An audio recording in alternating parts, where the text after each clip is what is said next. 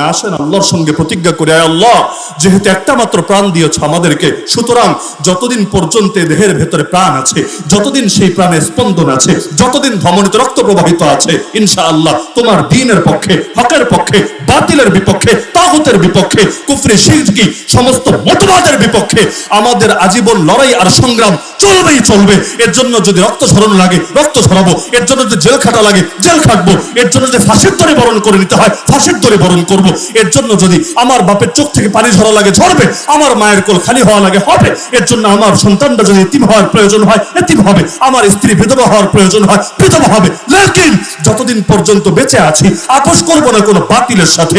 এই মাথা যদি নত হয় একমাত্র আল্লাহর সামনে নত হবে। যতদিন জীবিত আছি আল্লাহ ছাড়া কারোর সামনে মাথা নত করতে পারবো না। না হলে যেই কোরআন পড়ার কারণে কারীরা বিদেশ থেকে কারি না লাখ টাকা দেয়, ওই কোরআনের তাফসীর করার কারণেই কোরআনের পাখি আল্লামা দেলোয়ার হোসেন সাঈদী আজকে কবরে শাহীদ।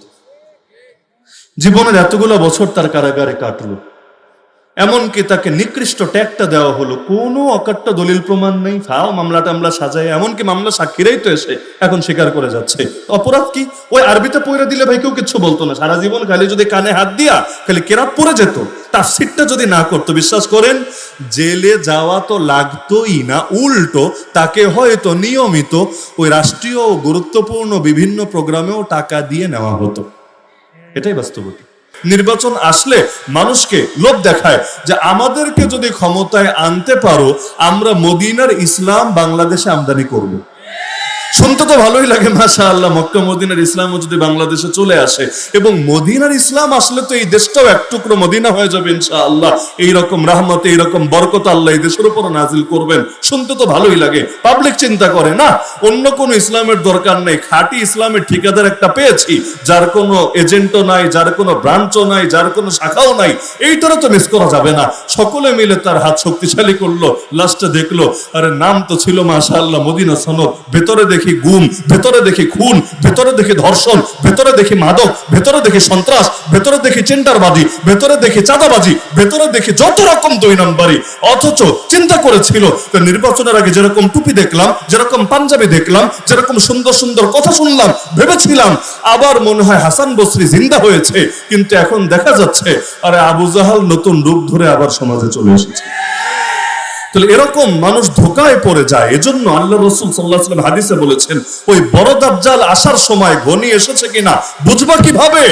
একটা নিদর্শন নবীজি বলেছেন, যখন দেখবা মানুষ তার আলোচনা ছেড়ে দিয়েছে, যেমন আমরাও ছেড়ে দিয়েছি। মাসিহে দাজ্জাল নিয়ে জীবনে কয়বার আলোচনা শুনেছেন, কতটুকু শুনেছেন, তার ব্যাপারে কতটুকু বিস্তর ধারণা আপনার আছে?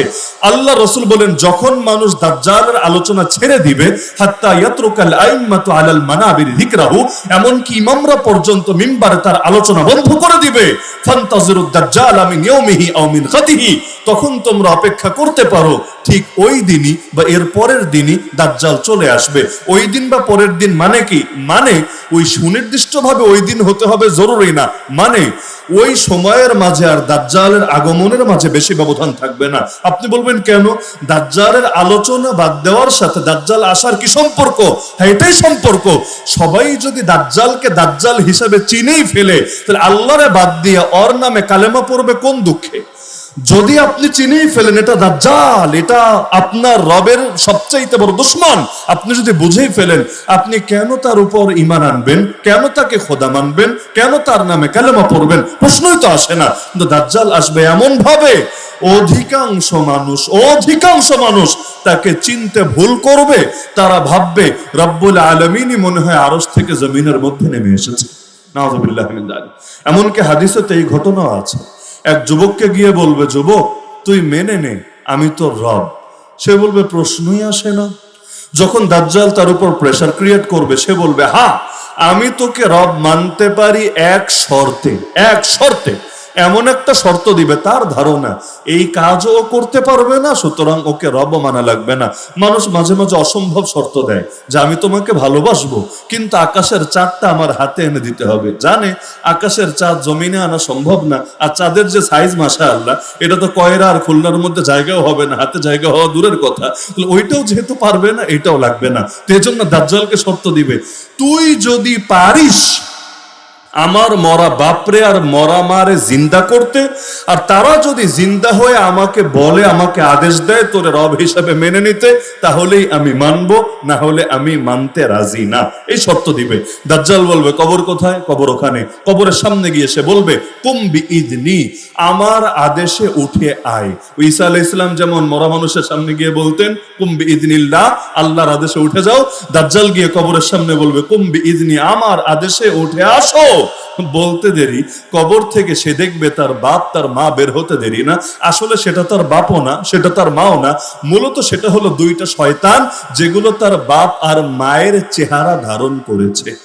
শয়তান কখনো চেহারা ধারণ করতে পারে, এটা আল্লাহ তাআলা এই শক্তি তাকে দিয়েছে। তো শয়তান তার ওই বাপ আর মায়ের চেহারা ধারণ করে সামনে এসে বলবে, কি রে, এখনো তোর অবিশ্বাস আছে যে এই লোকটাই তোর রব? তুই জলদি তার নামে কালেমা পড়, তার উপর ঈমান নিয়ে আয়। তখন আর সে নিজের ঈমান ঠিক রাখতে পারবে না, সে কালেমা পড়ে বসবে। তাহলে এই যে ফিতনা, দাজ্জালি ফিতনা মানেই হলো এমন ফিতনা যেটা অধিকাংশ মানুষ বুঝতেই সক্ষম হবে না, না হলে জেনে বুঝে কে নিজের ক্ষতি করে। জেনে বুঝে কেউ ক্ষতি করতে চায় না, ক্ষতি তখনই করে যখন অধিকাংশ মানুষ সেই ব্যাপারে ধোকার ভেতরে থাকে। এই যে বাংলাদেশ থেকে যারা ইউরোপে যাওয়ার জন্য প্রতি বছর মৃত্যুর কোলে ঢলে পড়ে, নিয়মিতই তো সংবাদ আসে ইতালি থেকে, অমুক দেশ থেকে, তমুক দেশ থেকে। ওই যে বিভিন্ন সময়ে খোঁজ পাবেন যে ধরেন লিবিয়া থেকে যাত্রা শুরু করেছে, সে তার ইতালি পৌঁছতে পারে নাই, তার আগে সাগরের বুকেই হারিয়ে গিয়েছে। এই মানুষগুলো যদি জানতো, তাদের ফ্যামিলিরা যদি জানতো এভাবে সাগরেই তাদেরকে মরতে হবে, কিডন্যাপারদের হাতে পড়তে হবে, এভাবে দুঃখে দুঃখেই তার জীবনটা, তার ফ্যামিলির লাইফটা বরবাদ হবে, তাহলে কোশ্চিন কালেও কি লক্ষ লক্ষ টাকা খরচ করে জায়গা জমি বিক্রি করে তারা বিদেশ পাঠাতো?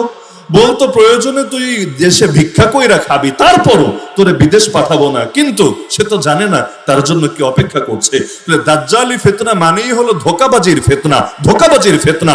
এজন্য আল্লাহ রাসূল সাল্লাল্লাহু আলাইহি ওয়াসাল্লাম বলে দিয়েছেন, বাদিরু বিল আমালি ফিতানান কাকিতাইল লাইলিল মুসলিম, অন্ধকার রাতের মতো ফিতনা আসার আগে জলদি আমল যা করার করে নাও। ইউসবিহু রাজুলু ফিহা মুমিনা ওয়া ইউমসি কাফিরা ওয়া ইউমসি মুমিনা ওয়া ইউসবিহু কাফিরা। আরে ফিতনার জামানে এমন হবে, মানুষ সকালে মুমিন, বিকালে কাফের, বিকালে মুমিন, সকালে কাফের। ইয়াবিউ রাজুলু দীনহু বিআরাদিন মিনাদ দুনিয়া, মানুষ দুনিয়ার সামান্য সামান্য স্বার্থে নিজের দিন, নিজের ঈমানকে বিক্রি করে দিবে। আজকাল কত মানুষ এমন আছে, কত মানুষ এমন আছে, আপনি তাকে জিজ্ঞেস করবেন, আরে তুই মানিস কি না সকল ক্ষমতার মালিক আল্লাহ? সে বলবে হ্যাঁ অবশ্যই মুসলমান হিসেবে মানি, সকল ক্ষমতার মালিক আল্লাহ। এবার আপনি তারে বলবেন, তোর দল দেখি বলে সার্বভৌমত্ব আল্লাহর না, সার্বভৌমত্ব অন্য কারো। তো এবার বল, তুই আল্লাহর আকিদ, আল্লাহর যে বিধান সেটা মানিস, নাকি দলের যে নীতি সেটা মানিস? কিছুক্ষণ মাথাটা চুলকায় বলবে, দল যেহেতু করি, দলের বাইরে তো আর যেতে পারি না। এরকম হয় না? দলকে কেন্দ্র করে যুক্তি চেঞ্জ হয় না, এটা তো স্বাভাবিক ব্যাপার। নিজের বিবেককে যখন লোকে বর্গা রাখে, যেমন আবু জাহাল আবু লাহাবরা কি ইসলাম বুঝতো না, কোরআন বুঝতো না? আরে আমি আপনি সব বুঝি, আর ওরা নবীকে নিজের চোখে দেখে, নবীর জবান থেকে ডাইরেক্ট শুনে, এমনকি আরবি ভাষা সম্পর্কে পর্যাপ্ত জ্ঞান থেকেও ওরা কিছুই জানতো না, কিছুই বুঝতো না। ভাবলেন কিভাবে? এমনকি মজার বিষয়, প্রত্যেক নবীর ইতিহাস পড়লে দেখবেন নবীদের প্রতি সবচেয়ে বেশি শত্রুতা করেছে কারা জানেন? গরিবরা না, কৃষকরা না, শ্রমিকরা না, দিনমজুররা না।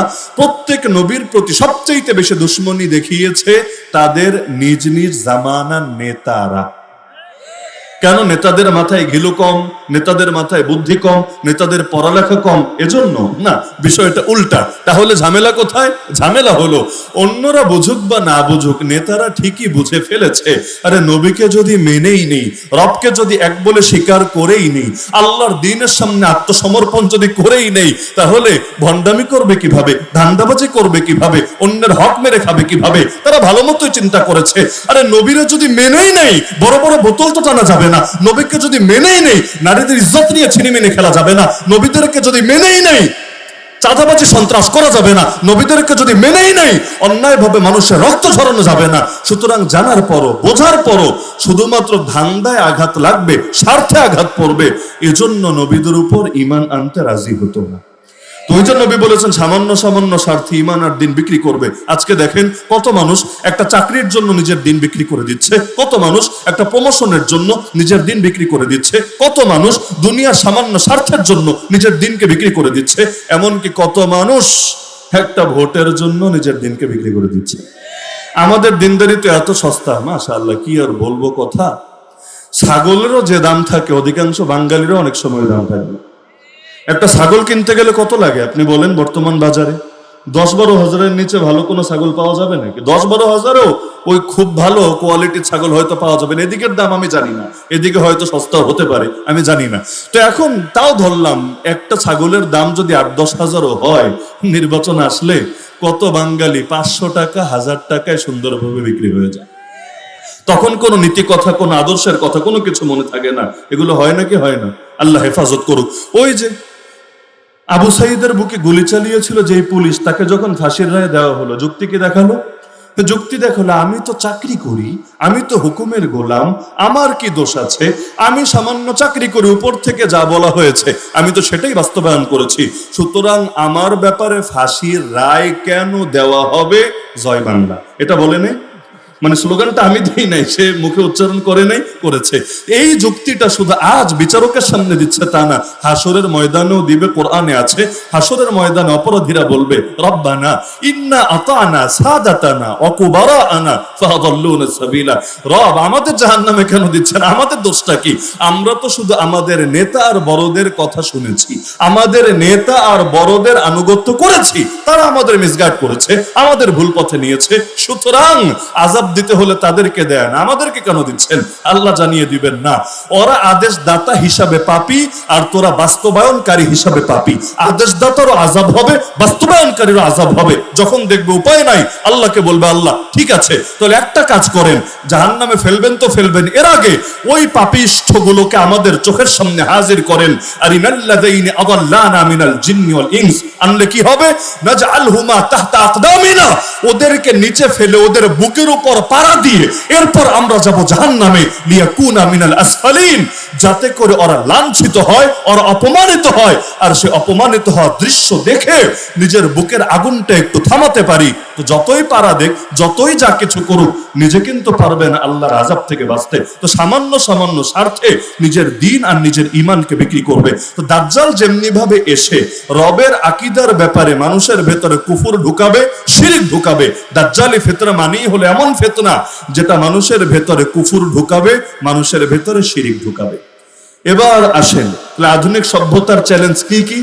বর্তমানে তো আলহামদুলিল্লাহ দুনিয়াটা অনেক উন্নত। বর্তমানে আর কি, আমরা যখন ছোট ছিলাম, আমরা মুরব্বীরা যখন ছোট ছিলেন, ওই জামানার সাথে তুলনা করলে তারও বেশি, ওইটা নাই করলাম। আমরা যখন ছোট ছিলাম ওই সময়ের বাংলাদেশ আর আজকের বাংলাদেশ এক আছে? কি পরিমাণ পরিবর্তন হয়েছে আপনি চিন্তা করেন। এমন কত কিছু ঘটছে যেগুলো আমরা কল্পনাও করি নাই। ওই প্রথম যখন টেলিভিশন আসে দেশে, প্রথম যখন টেলিভিশন আসে, অনেক মুরব্বীর অবাক হয়ে যেত, এই 14 ইঞ্চির ভেতরে ইয়া বড় বড় বেড়া আর বেডি ঢুকলোই কেমনে, আর নাচেই কেমনে, আর লাফাই কেমনে, কিভাবে সম্ভব এতটুকু জিনিসের মধ্যে ইয়া বড় মানুষটা থাকবে? অবাক হতো নাকি হতো না? এমনকি ও যখন টেলিফোনের পরে মোবাইল আসলো, মোবাইল তার নাই, কিছু নাই, একটা টিপ দিলে সহজে কল চলে যাচ্ছে। ওই সময় তো বড় বড় বাটন ফোন, ওই 3110 1100 আর কি আজীব আজীব মডেল ছিল। ওই সময় মানুষকে অবাক হয়ে যেত, তার নাই, কিছু নাই, এখানে বসে হ্যালো বলছি আর 1000 মাইল দূর থেকে সে শুনে ফেলছে, আবার জবাব দিচ্ছে, আমার কানে আসছে। আবার যখন এটিএম মেশিনগুলো ব্যাপক হলো, কি রে, টাকা নিয়ে ঘোরা লাগে না, চোর ডাকাতের ভয় লাগে না, মেশিনের মধ্যে একটা কার্ড ঢুকায় দিলে কি সুন্দর করে টাকা বের হয়ে আসে। এই যে চোখের সামনে দুনিয়াটা কত উন্নত হলো, কত অগ্রসর হলো অল্প সময়ের ভেতরে। একদিকে দুনিয়া উন্নত হচ্ছে প্রযুক্তিগতভাবে, অনেক উন্নত হচ্ছে, আর একদিকে ঝামেলা কি জানেন? এখন থেকে 20 বছর আগে বাংলাদেশে নাস্তিক কয়টা ছিল? এখন থেকে 20 বছর আগে বাংলাদেশে বামনাম কয়টা ছিল? এখন থেকে 20 বছর আগে বাংলাদেশে অজ্ঞেয়বাদী সংশয়বাদী কয়টা ছিল? এখন থেকে 20 বছর আগে এই দেশে কয়জন আল্লাহকে গালি দেওয়ার সাহস দেখাতো? এখন থেকে 50 বছর আগে এই দেশে কয়জন নবীর শানে বেয়াদবি করার সাহস দেখাতো? এখন থেকে 100 বছর আগে কয়জন সমকামিতার পক্ষে আইন বানানোর, প্রতিবাদ করার, মিছিল করার, আন্দোলন করার হিম্মত দেখাতো, এখন থেকে কিছুকাল আগে কয়জন শরীফ শরীফার গল্প প্রকাশ্যে চর্চা করার সাহস দেখাতো? এখন থেকে কিছুকাল আগে কয়জন প্রকাশ্যে নারী আর পুরুষের অবাধ বিবাহ বহির্ভূত সম্পর্ককে নিজেরা পালন করার এবং সমাজে প্রমোট দেওয়ার সাহস দেখাতো? চিন্তা করলে দেখবেন একদিকে দুনিয়াটা উন্নত হচ্ছে, বস্তুগত উন্নত, আর আরেক দিকে ঈমান, আকীদা, নৈতিক চরিত্র যা কিছু ছিল যতদিন যাচ্ছে ধীরে ধীরে নামতে নামতে জিরোর কাছাকাছি চলে আসছে। তাহলে আধুনিক সভ্যতার সবচাইতে বড় চ্যালেঞ্জ এটা। একদিকে বৈষয়িক উন্নতি হচ্ছে, দুনিয়ার আসবাবের উন্নতি হচ্ছে, আর উন্নতি যদ্দূর হয়েছে এর চাইতে আরো বেশি হয়তো হবে। লেকিন সবচাইতে বড় চ্যালেঞ্জ হলো এখানে উন্নতি তো হচ্ছে, কিন্তু এর সঙ্গে সঙ্গে এত কুফুর, এত শিরিক, এত জাহেলিয়াত ছড়াচ্ছে, একটা ফিতনা দমানোর আগে 10টা ফিতনা মাথাচাড়া দিচ্ছে। বিগত কয়েক বছরের বাংলাদেশ খেয়াল করেন, আলেমরা আন্দোলন করেও কুল পাচ্ছেন। কেন জানেন? কয়টা নিয়ে আন্দোলন করবে বলেন? কয়টা? একটা ইস্যু নিয়ে নামলে ওই ইস্যুর সমাধান করার আগে 2টা ইস্যু এসে হাজির। ওই 2টা নিয়ে কথা বলা শুরু করলো, ওইটার সমাধান আসার আগে আরো 5টা ইস্যু এসে হাজির হয়।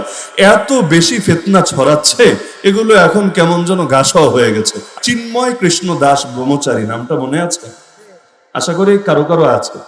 চিন্ময় কৃষ্ণ দাস ব্রহ্মচারীকে যখন গ্রেফতার করা হয়েছিল, 24 ঘন্টা পার হওয়ার আগে দিল্লি থেকে প্রতিবাদী বিবৃতি চলে এসেছিল। আর আমাদের 3000-এর বেশি আলেম এবং তালেবুল ইলমকে 2021-এ যখন গ্রেফতার করা হলো, এরপর আমি 1 বছর জেল খাটলাম, কেউ কেউ তো 2 বছর 3 বছর, এর চাইতেও বেশি জেল খেটেছেন। তখন কে কে এটার জন্য বিবৃতি দেওয়ার প্রয়োজন মনে করেছিল? এমনকি আমাদের নামটা মুখে আনা তো কেউ তো অনেকে অপরাধ হিসাবে ভাবতে শুরু করেছিল, নামও আনতো না, নামও না।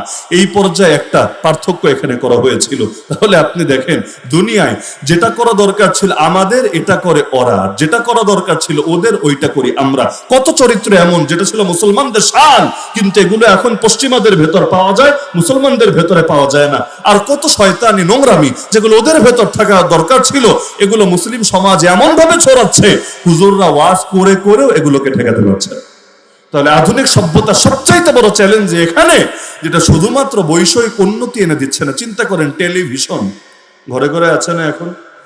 এমনকি যেই যেই ঘরে টেলিভিশন নাই, মোবাইল তো সবার ঘরেই আছে, সবার পকেটেই আছে। মোবাইল তো ভাই টেলিভিশনের আব্বা। টেলিভিশন তো তাও দেখতে হয়তো একটু চোখে বাঁধে, কারো ঘরে গিয়া দেখলেও হায় রে টিভি আছে ঘরে, একটু চোখে বাঁধে। তো টেলিভিশনে আর কদ্দুর কাঁচা জিনিস দেখা যায়, এর চাইতে আরো নোংরা, আরো বিশ্রী জিনিস তো মোবাইলের মধ্যে মানুষ নিয়মিত দেখে থাকে। তো এই যে টেলিভিশন ব্যাপক হলো, স্যাটেলাইট চ্যানেল ব্যাপক হলো, মোবাইল ব্যাপক হলো, ইন্টারনেট ব্যাপক হলো, এটা হলো উন্নতি। কিন্তু ক্ষতিটা কি? চিন্তা করেন, যত এগুলো ব্যাপক হয়েছে, মানুষের ঈমান আর আখলাক আগের চাইতে অনেক ভালো হয়েছে, আলহামদুলিল্লাহ, তাই না?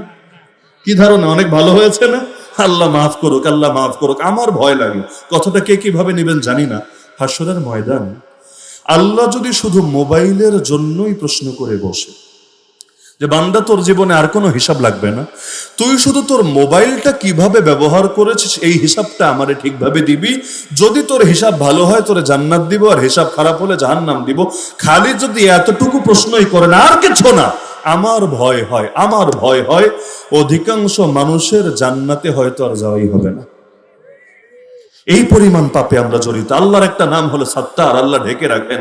আরে আল্লাহর বড় দয়া, আল্লাহর বড় মায়া, আল্লাহর বড় অনুগ্রহ, আল্লাহর বড় ভালোবাসা। আল্লাহ যদি আমাদের সকলের পাপগুলো প্রকাশ করে দিতেন, কয়জন আছে এমন যারা সমাজে মুখ দেখিয়ে চলতে পারতো? আরে পাপের যদি দুর্গন্ধ থাকতো, মানুষ আমাদের দুর্গন্ধে অতিষ্ঠ হয়ে আমাদেরকে সমাজ থেকে বের করে দিত। পাপের যদি দুর্গন্ধ থাকতো, আমরা কে পারতাম সমাজের ভেতর চলতে? লেকিন চিন্তা করেন, সারা রাত জুড়ে যেই আল্লাহর সাথে পাপ করেন, ওই আল্লাহ সারা দিন জুড়ে আপনাকে কিভাবে তার নিরাপত্তার চাদরে, তার গোপনীয়তার চাদরে আবৃত করে রাখেন। না হলে আল্লাহ যদি চাইতেন, আল্লাহ গোটা সৃষ্টিকুলের সামনে সবাইকে লাঞ্ছিত করে ছাড়তে পারতেন। কত বড় দয়া আমার আল্লাহ, কত বড় ভালোবাসা। তাহলে একদিকে জাগতিক উন্নতি হচ্ছে, আর আরেক দিকে আমাদের ঈমান, আকীদা, আমাদের আমল, আখলাক সবকিছু ধীরে ধীরে ধ্বংস হচ্ছে। এমনকি চিন্তা করেন, রাজনীতিবিদদের হালতে চিন্তা করেন। এখন থেকে কিছুকাল আগে যতটুকু নীতি নৈতিকতা চরিত্রে দেখা পাওয়া যেত, রাজনীতি তো মূলত একটা ভালো জিনিস। রাজনীতি কি খারাপ জিনিস না ভালো জিনিস? রাজনীতি করেছেন কারা? রাজনীতি করেছেন নবী মুহাম্মদ রাসূলুল্লাহ সাল্লাল্লাহু আলাইহি ওয়াসাল্লাম, রাজনীতি করেছেন সিদ্দিক আকবর আবু বকর রাদিয়াল্লাহু আনহু, রাজনীতি করেছেন ওমর ফারুক রাদিয়াল্লাহু আনহু, রাজনীতি করেছেন ওসমান যুন নুরাইন রাদিয়াল্লাহু আনহু, রাজনীতি করেছেন আলীউল মুর্তাজা শেরে খোদা আলী রাদিয়াল্লাহু আনহু। তার মানে যারা দুনিয়াতে বসে জান্নাতের সুসংবাদ পেয়েছেন, যারা গোটা জাতির মধ্যে সবচাইতে দামি, সবচাইতে সম্মানী, তাদের জীবন কেটেছে রাজনীতির ময়দানে। অথচ দেখতে দেখতে কি হলো, এখন ভালো মানুষরা অনেকে তো রীতিমতো বিরক্ত হয়ে রাজনীতি থেকে দূরে সরছে, আর যত চোর, বাটপার, চাঁদাবাজ, দুর্নীতিবাজ, মাদক কারবার, সন্ত্রাসী আর বিভিন্ন মজুদগার অথবা বিভিন্ন পাপে পাপী ব্যবসায়ী, এরা রাজনীতিকে নিজেদের ধান্দার উপার্জনের, আয় উপার্জনের মাধ্যম বানিয়ে নিয়েছে। তাহলে আধুনিক সভ্যতার সবচেয়ে বড় চ্যালেঞ্জ হলো দাজ্জাল এসে যেমনি ভাবে আমাদেরকে আল্লাহর ব্যাপারে, আমাদের আকীদাকে নষ্ট করতে চাইবে, এই জামানায়ও এই ফিতনা যত বেশি বৈষয়িক উন্নতি হচ্ছে আর পশ্চিমা সভ্যতা ব্যাপক হচ্ছে, আমাদের ঈমান আকীদা হুমকির মুখে পড়ছে। সমস্যা এখন আমল নিয়ে না, সমস্যা হলো ঈমান নিয়ে। আমাদের আমল নিয়ে খুব বেশি সমস্যা না, কেন জানেন? আমেরিকা কখনো বলবে না তুই নামাজ পড়লে তোরে বোম্বাইরে উড়াইয়া দিব, কখনো বলবে না তুই হজে গেলে তোর একদম দুনিয়া থেকে নাই করে দিব। আপনি চিন্তা করেন, আল্লাহর নবী সাল্লাল্লাহু আলাইহি সাল্লাম 40টা বছর, যেই 40 বছর তিনি সাধারণ অবস্থায় ছিলেন, হিরা গুহায় এখনো আনুষ্ঠানিকভাবে ওহী আসে নাই, ওই 40 বছরে নবী ইবাদত বন্দেগী করেন নাই? আমাকে বলেন আপনারা, কোন ইবাদত 40 বছরে করেন নাই? আলহামদুলিল্লাহ, 40টা বছর, ওই শুরু 40 বছরও তার ইবাদত ছাড়া যায় নাই। কি করেন নাই তিনি? ওই সময় বাইতুল্লাহর খেদমত করেন নাই, ওই সময় আল্লাহর ঘর তওয়াফ করেন নাই, ওই সময় হাজীদের পানি পান করানোর খেদমত আঞ্জাম দেন নাই, এমনকি ওই সময় হাজরে আসওয়াদ নিয়ে যে বিবাদ হয়েছিল সেটার সমাধান তিনি করেন নাই, ওই সময় হিলফুল ফুজুল গঠন করে সামাজিক খেদমত তিনি আঞ্জাম দেন নাই। এমনকি আল্লাহ রাসূল সাল্লাল্লাহু আলাইহি ওয়াসাল্লাম যখন হেরা গুহায় গিয়ে মাসের পর মাস থাকতে লাগলেন, দিন নাই রাত নাই, লাগাতার ইবাদত করেই যাচ্ছেন, করেই যাচ্ছেন, করেই যাচ্ছেন। খাবার ফুরিয়ে গেলে কখনো নিতে আসছেন, কখনো নিজে নিতেও আসছেন না, আম্মাজান খাদিজা গিয়ে দিয়ে আসছেন। ওই সময়ও আবু জাহাল বলেন, আবু লাহাব বলেন, উতবা বলেন, সাইবা বলেন, কেউ নবীর বিরুদ্ধে অ্যাকশনে যায় নাই। আরে নবীরা মারা দূরের কথা, নবীকে একটা গালিও দেয় নাই, গালি দেওয়া দূরের কথা, নবীর বিরুদ্ধে কোনো সমালোচনাও কেউ মুখে আনে নাই। অথচ তিনি সালাত আঁকড়ে থেকেছেন, তিনি ইবাদত আঁকড়ে থেকেছেন, তিনি রবের কত ধরনের আনুগত্য করে যাচ্ছেন। কই হেরা গুহায় কেউ অ্যাটাক চালালো না, তা কাবার সামনে নবীর গা থেকে কেউ রক্ত ঝরালো না। তাহলে কি হলো? 40 বছর পর আপনও পর হয়ে গেল, সকলে তার বিরুদ্ধে দুশ্মনী করতে লাগলো। ওইটা যদি বুঝেন, এই জামানার ফিতনা বুঝে ফেলবেন। এই জামানে আমরা সবাই যত মানুষ নামাজি আছি, নামাজের সংখ্যা যদি আরো 10 গুণ হয়, আরো 20 গুণ হয়, আরো 50 গুণ হয়, আরো 100 গুণ হয়, আরো 1000 গুণ হয়, তবু এর কারণ নাস্তিকরা, সেকুলাররা, শাহবাগীরা, বামরামরা, আরে আমেরিকা, ইসরায়েল, ইন্ডিয়া, কেউ আমাদের বিরুদ্ধে শুধুমাত্র এটার কারণে, শুধুমাত্র এটার কারণে আমাদের বিরুদ্ধে কেউ কামান দাগাতে শুরু করবে না। আমাদের নামাজ নিয়ে ওদের চুলকানি না, আমাদের রোজা নিয়ে ওদের সমস্যা না, আমাদের হজ আর যাকাত নিয়ে ওদের সমস্যা না। কিন্তু ওদের সমস্যা হলো, যদি আমরা ইসলামকে পূর্ণাঙ্গভাবে ধারণ করতে চাই, যে ইসলাম আমার বুকের ভেতরে, ওই ইসলামকে যদি সমাজের প্রতিটা সেক্টরে সেক্টরে বাস্তবায়ন করতে চাই, যদি অন্যায়ের মুখোশ উন্মোচন করতে শুরু করি, যদি সব জায়গায় হক কথা বলতে শুরু করি, যদি সমস্ত বাতিল তাগুতের বিরুদ্ধে জিহাদের ডাক দিয়ে বসি, তখন দেখবেন ওরা আর কেউ বসে থাকবে না। তাহলে যেই ইসলাম নামাজ শিখিয়েছে, একই ইসলাম জিহাদও শিখিয়েছে, তো নামাজের কথা বললে কারো গায়ে লাগে না, জিহাদের কথা বললে আর চুপ করে ওরা বসে থাকতে পারে না। পার্থক্য কোথায়? পার্থক্যই হলো এখানে, ওরা চায় আলো থাকুক সীমিত পরিসরে, কিন্তু আলো যদি ব্যাপকভাবে ছড়াতে থাকে, অন্ধকার টিকবে কিভাবে? এজন্য অ্যান্টিভাইরাস আসলে ভাইরাস তো পালাতে বাধ্য হবেই হবে। এজন্য ওরা চায় না অ্যান্টিভাইরাস কোনোভাবে আসুক ওদের সামনে। এই যে ইসলামী ব্যাংক, আজ তো ব্যাংকটারই শেষ করে দিল। ট্যাগ কি? মূল ট্যাগ তো এইটাই, জঙ্গিদের অর্থায়ন করেছে, জঙ্গিদের মদত দিয়েছে। এখন করুক ব্যাংক ডাকাতি, কোনো সমস্যা নেই। জঙ্গিদের শব্দটা যেহেতু লেগেছে, আর কিচ্ছু হবে না। ওই যে ইন্ডিয়ায় যদি খালি কোনোভাবে অপবাদ দেওয়া যায় লোকটা গরুর গোশত খেয়েছে, অথবা ফ্রিজে গরুর গোশত আছে, অথবা গরু কোরবানি করার কোনো প্ল্যান প্রোগ্রাম করেছে, আর কিচ্ছু লাগবে না। ওরে জায়গায় যদি মব করে মেরেও ফেলে, কিচ্ছু হবে না, কিচ্ছু হবে না। কেন হবে না? কারণ মব তো ভাই সবার বেলে অন্যায় হয় না, সবার বেলে অন্যায় হয় না। এটা হলো যারা দুর্বল থাকে তারা মব করলে সেটা অন্যায় হয়, সেটার বিরুদ্ধে সবাই চিৎকার চেঁচামেচি শুরু করে দেয়। কিন্তু যারা ক্ষমতায় থাকে, তাদের দলবলের লোকেরা যদি মানুষকে পিটাও মাইরা ফেলায়, বলবে এগুলো তো বিচ্ছিন্ন ঘটনা, এগুলো নিয়ে খুব বেশি চেঁচামেচি করতে হয় না।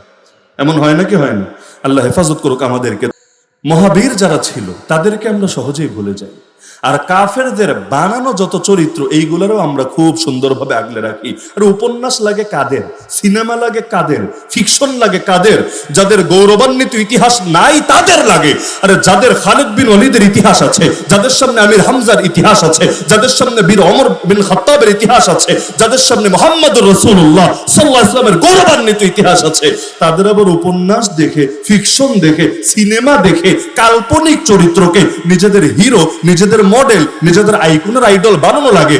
যাদের সামনে এত বড় আইকন আছে তাদের তো কখনোই প্রয়োজন থাকে না অন্যদের থেকে নতুন করে আইকন গ্রহণ করার। কিন্তু খেয়াল করলে দেখবেন আমরা আমাদের অধিকাংশ বীরকে চিনি না, যাদেরকে চিনি তাদের নামটা পর্যন্ত ঠিকভাবে মুখে আনি না। যেমন জাস্ট একটা উদাহরণ দিলেই বুঝবেন, সালাহুদ্দিন আইয়ুবীর তো সবাই চেনার কথা, তাই না? চেনেন না সবাই? কম বেশি চেনেন। কিন্তু আমি যদি বলি সুলতান সালাহুদ্দিন আইয়ুবী যেমনি ভাবে মহাবীর ছিলেন, সুলতান রুকনুদ্দিন বাইবার্স রাহমাতুল্লাহ আলাইহি তিনিও যদি কোনো ক্ষেত্রে ধরে সালাহুদ্দিন আইয়ুবীর চাইতে এগিয়ে ছিলেন, এবং ইসলামী খেলাফতের পতনের পরে যার হাত ধরে আবার ইসলামী খেলাফত পুনঃপ্রতিষ্ঠিত হয়েছিল তিনিই ছিলেন এই সুলতান রুকনুদ্দিন বাইবার্স, যিনি একই সঙ্গে তিন শত্রুর কোমর ভেঙেছেন। একদিকে তাতারি মোগল, সেই মঙ্গোলীয় যারা ছিল ওদের আগ্রাসনকেও রুখে দিয়েছেন, ক্রুসেডারদের আগ্রাসনকেও থামিয়ে দিয়েছেন, আবার যত বিদ্রোহী ছিল মুসলমানদের ভেতরে মাথাচাড়া দিয়েছে এইগুলোরও দমিয়ে আবার ইসলামী খেলাফতকে পুনঃপ্রতিষ্ঠা করেছেন। কিন্তু আমি 10-12 যদি বলি Ruknuddin Bieber's, Ruknuddin Bieber's, Ruknuddin Bieber's, বলবি হুজুর এটা কেডা, এটা তো আমরা চিনলাম না ঠিকভাবে, আমাদের বীরদেরকে আমরা চিনি না। কিন্তু ওরা ওদের যারা, ওদের বিভিন্ন গুন্ডা যারা, ওদের বিভিন্ন খারাপ চরিত্রের যারা, এদের ব্যাপারেও সিনেমা বানায়, নাটক বানায়, এই বানায় সেই বানায় এদেরকে মহাবীর সাজাতে দ্বিধা করে না, যেটা পার্শ্ববর্তী রাষ্ট্রে এখন নিয়মিত হয়। ইতিহাসের কলঙ্কিত চরিত্র যারা, এদেরকেও ইতিহাসের হিরো সাজানো হয়। আর আমাদের যেমন সুলতান টিপু শহীদের নাম শুনেছেন? তিনি বীর ছিলেন না ভিলেন ছিলেন, নায়ক ছিলেন না খলনায়ক ছিলেন? আওয়াজ তো আসছে না। টিপু শহীদের নাম শোনেন নাই? টিপু শহীদ রহমতুল্লাহ আলাইহি তিনি খলনায়ক ছিলেন না প্রকৃত নায়ক ছিলেন? কিন্তু এখন তো ইন্ডিয়ার ভেতরে নিয়মিত ফিল্ম টিলিম বানিয়ে বিভিন্ন মাধ্যমে প্রচার করা হয় তিনি রক্তক্ষেকো ছিলেন, তিনি পিশাচ ছিলেন, তিনি হিংস্র ছিলেন, তিনি বর্বর ছিলেন, তিনি উগ্র ছিলেন। কিন্তু আসলেই যে তিনি মহাবীর ছিলেন এইটা নিয়ে আমাদের আলোচনাও তো হয় না। আমরা আমাদের আদর্শকে তো ছড়ানোর চেষ্টা করি না। ঝামেলাই ভাই এখানে, ঝামেলাই এখানে। নিজের বুকের ভেতর আদর্শ চেপে রাখলে কেউ আপনারা কিছু বলবে না। এই যুগে তাসবিহ একটা নিয়ে মসজিদের কোনায় গিয়ে বৈশা যান, খানকায় একটা খুইলা সেখানে গিয়ে জিকির আজকার শুরু করে দেন, দেখি আপনারা কে জেলে ভরে, দেখি আপনারা কে মামলা দেয়, দেখি আপনার কে দুশ্মন তৈরি হয়, কেউ আপনারা নিয়ে কিছু বলবে না। আমার নবী যদি শুধু হেরা গুহায় পড়ে থাকতেন, যদি বদরে না যেতেন, উহুদে না যেতেন, খান্দকে না যেতেন, আমার নবীর দাঁত শহীদ হতো না, আমার নবীর আঙ্গুল কেটে রক্ত ঝরতো না, আমার নবীর পেটে পাথর বাঁধা লাগতো না, আমার নবীকে জেল খাটা লাগতো না, আমার নবীকে খাবারে বিষ মেশানো হতো না, আমার নবীকে গুপ্ত হত্যার চেষ্টা করতো না, আমার নবীকে তার দেশ থেকে বিতাড়িত হতে বাধ্য করতো না, কোনো বাধা আসতো না। যদি আদর্শ নিজের বুকের ভেতর চেপে রাখার চেষ্টা করতেন।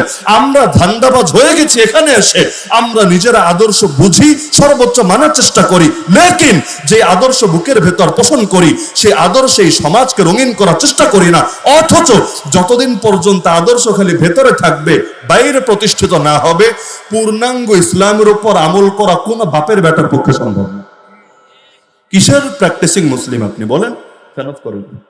প্র্যাকটিসিং মুসলিম মানে ইসলাম প্র্যাকটিস কইরা চলেন, ইসলাম খুব মানেন, এই যে পরিচয়গুলো গর্বের সাথে দেন, কয় পার্সেন্ট ইসলাম মানতে পারবেন বাংলাদেশে বৈশা বলেন আমারে? মসজিদে আসলে খুব ইসলাম মানলেন, হ্যাঁ আলহামদুলিল্লাহ। মাদ্রাসায় আসলে, মাহফিলে আসলে, খানকায় আসলে খুব ইসলাম মানলেন, আলহামদুলিল্লাহ। কোর্টে গিয়ে ইসলাম কিভাবে মানবেন আমারে বুঝায় দেন। কোর্ট কাছারিতে ইসলামের বিধান নাই। আল্লাহ তাআলা কোর্ট কাছারিতে ইসলামের কোনো বিধান দেন নাই। কোরআনে কোন আয়াতে আল্লাহ বলেন নাই কোর্ট কিভাবে চলতে হবে, আইন কিভাবে হতে হবে, আল্লাহ বলেন নাই নাকি? যদি আল্লাহ বলে থাকেন এই আয়াতগুলো মানার জন্যই তো বলেছেন, না ফেলে রাখার জন্য বলেছেন? যদি মানার জন্য বলেন, আরে যদি কোরআনে আইন না থাকে, যদি কোরআনে বিচার না থাকে, যদি কোরআনই সিস্টেম সেখানে চালু না থাকে, আমি যত বড় হুজুর হই, যত বড় পীর হই, যত বড় দরবেশ হই, আমি মসজিদে আসলে বলতে পারবো লা ইলাহা ইল্লাল্লাহ, এক আল্লাহ ছাড়া কারো গোলামি করব না। কোর্টে দাঁড়ায় আমি কিভাবে বিচারকের সামনে বলবো লা ইলাহা ইল্লাল্লাহ? আরে বিচারক শোনো, এক আল্লাহ ছাড়া আর কারো আনুগত্য করি না, এক আল্লাহ ছাড়া আর কারো বিচার মানি না, সুতরাং কোরআন দিয়ে বিচার করে দিবা। এতে যদি আমার কল্লা কাটা যায় তাও মানি, এটা যদি আমার খালাস হয় তাও মানি, তো কোরআনের বাইরে আমি কোনো বিচার মানতে রাজি না। বলতে পারবেন এটা কোর্টে দাঁড়িয়ে? খালি যদি বলেন, ভুলে যদি বলেও ফেলেন, মামলা তো আগে যা ছিল তো আছেই, মাশাআল্লাহ, নতুন করে আদালত অবমাননার মামলা আর কপাল ভালো থাকলে জঙ্গিবাদের মামলা নিয়ে বাকি জীবন কাশিমপুরে ডাইল ভাত খেয়ে কাটাতে হবে। অথচ আপনি কোনো অপরাধ করেন নাই, আল্লাহর গোলামি করতে চেয়েছেন, আর কিছু না, গোলামি চেয়েছেন আর কি। মানুষ তো স্বাধীনতার জন্য আন্দোলন করে, আপনি গোলামি চেয়েছেন। আল্লাহর গোলাম হয়ে বাঁচতে চাই, আল্লাহর গোলাম হয়ে মরতে চাই, জীবনের সব ক্ষেত্রে তার গোলামি কি আঁকড়ে ধরে রাখতে চাই। 12 ভাতারি হয়ে কি লাভ? এখানে আসলে আল্লাহর গোলামি, আর ওইখানে আসলে তমুকের গোলামি, ওই জায়গায় গেলে আবার আরেকজনের গোলামি, এই সব ধান্দাবাজি করে কি লাভ? গোলামি করব যদি করি, কয়জনের? এই কপাল যদি নত হয় কার সামনে হবে? এই হাত যদি ভিক্ষার হাত উত্তোলন করি কার সামনে করব? অথচ আপনি দেখেন আমাদের চেতনাগুলোকে নষ্ট করার জন্য শব্দগুলোরে পর্যন্ত কিভাবে নষ্ট করেছে। এই সভ্যতা চ্যালেঞ্জের মধ্যে এগুলো আসবে। যখন সুপ্রিম কোর্ট থেকেও কারো ফাঁসির রায় বহাল থাকে, তখন তার একটা অপশন আছে, সেটাকে জানেন? রাষ্ট্রপতির কাছে প্রাণ ভিক্ষা চাওয়া। কি সুন্দর শব্দ, তাই না? রাষ্ট্রপতি মানে এখন যেমন চুপ্পু সাহেব আছেন রাষ্ট্রপতি, এখন কাউরে মনে করেন সুপ্রিম কোর্ট থেকেও ফাঁসির রায় বহাল রেখেছে, তাকে এখন চুপ্পুর কাছে প্রাণ ভিক্ষা চাইতে হবে।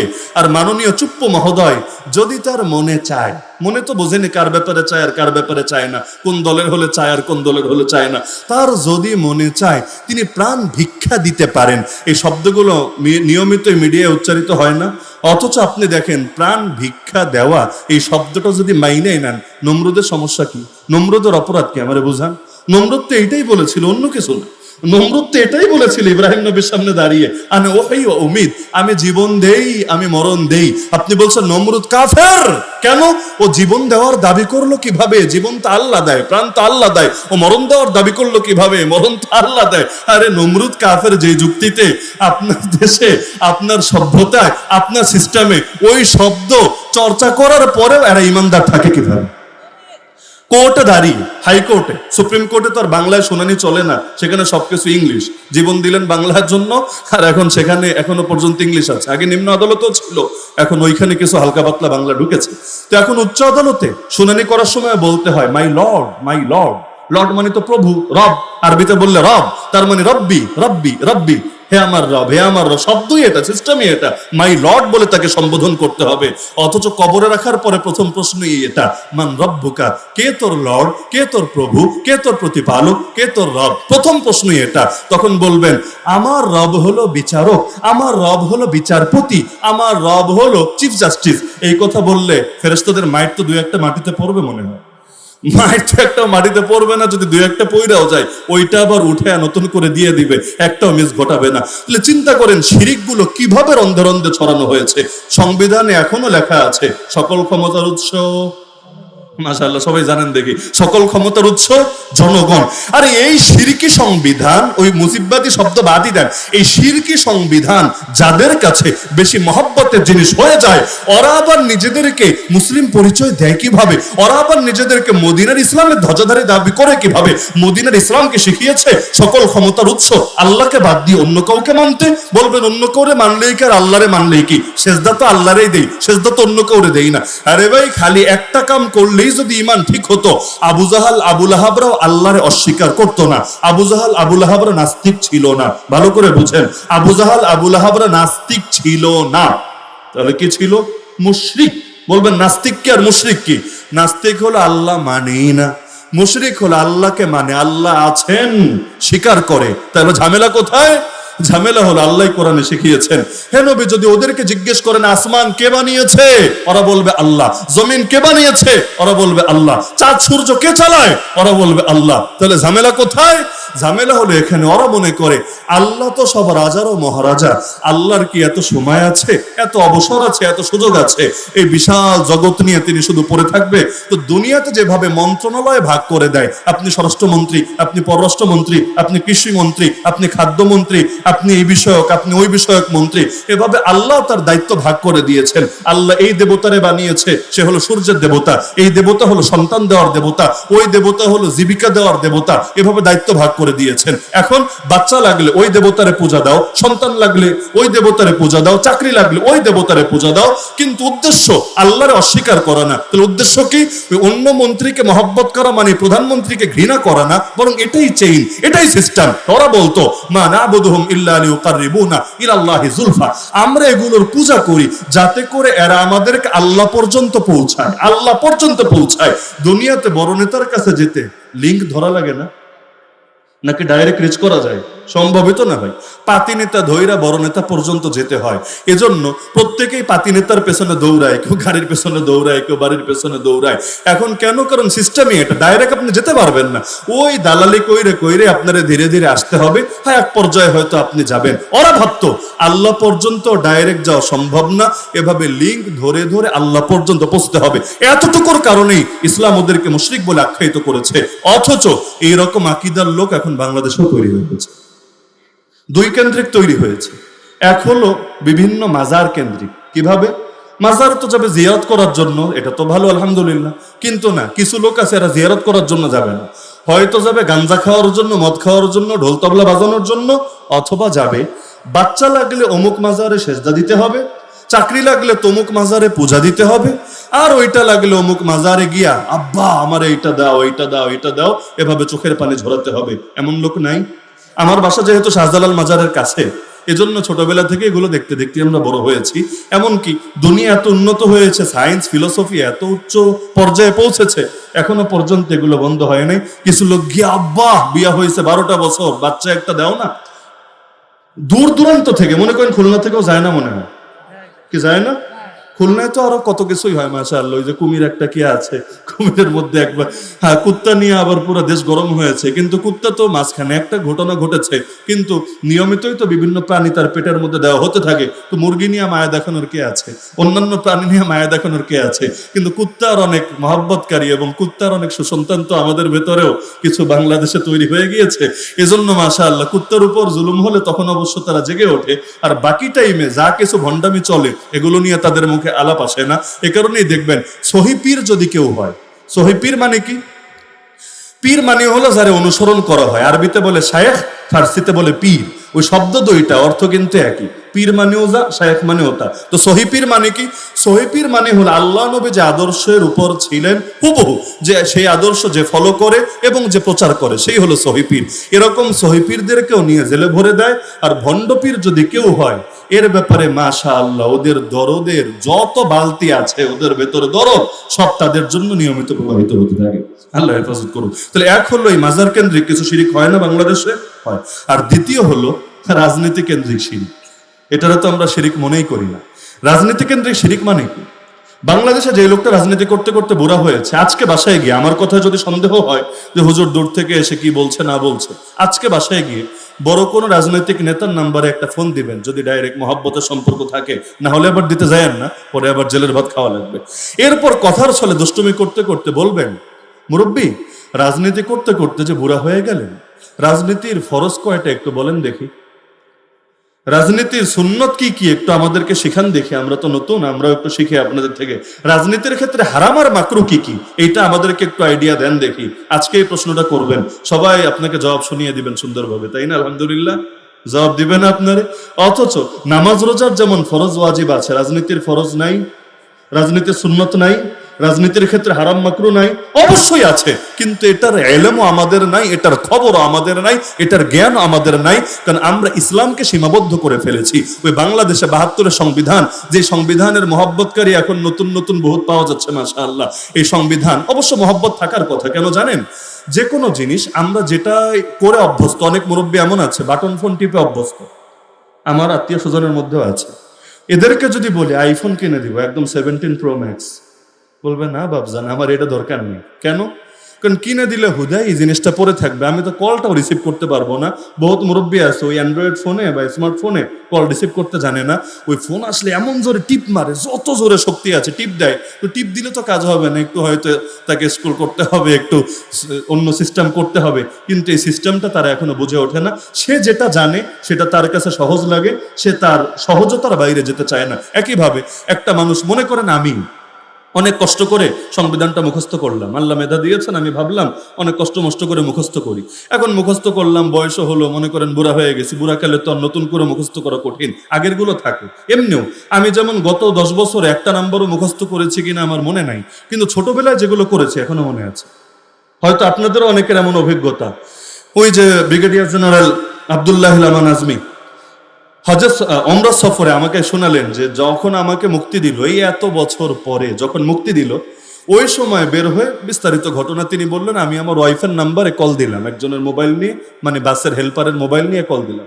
আমি অবাক হয়ে বললাম, এত বছর পরে ওয়াইফের নাম্বার মনে থাকলো কিভাবে, এটা কিভাবে পসিবল? বললো হ্যাঁ, এখন হয়তো নাম্বার যেগুলো শুনি এগুলো মুখস্থ রাখতে পারবো না, কিন্তু যেগুলো ওই বাটন ফোনের যুগে বহু আগে মুখস্থ করেছি এগুলো মেমোরিতে বসে থাকে, এগুলো সহজে যায় না। আলহামদুলিল্লাহ, এটা সিস্টেম।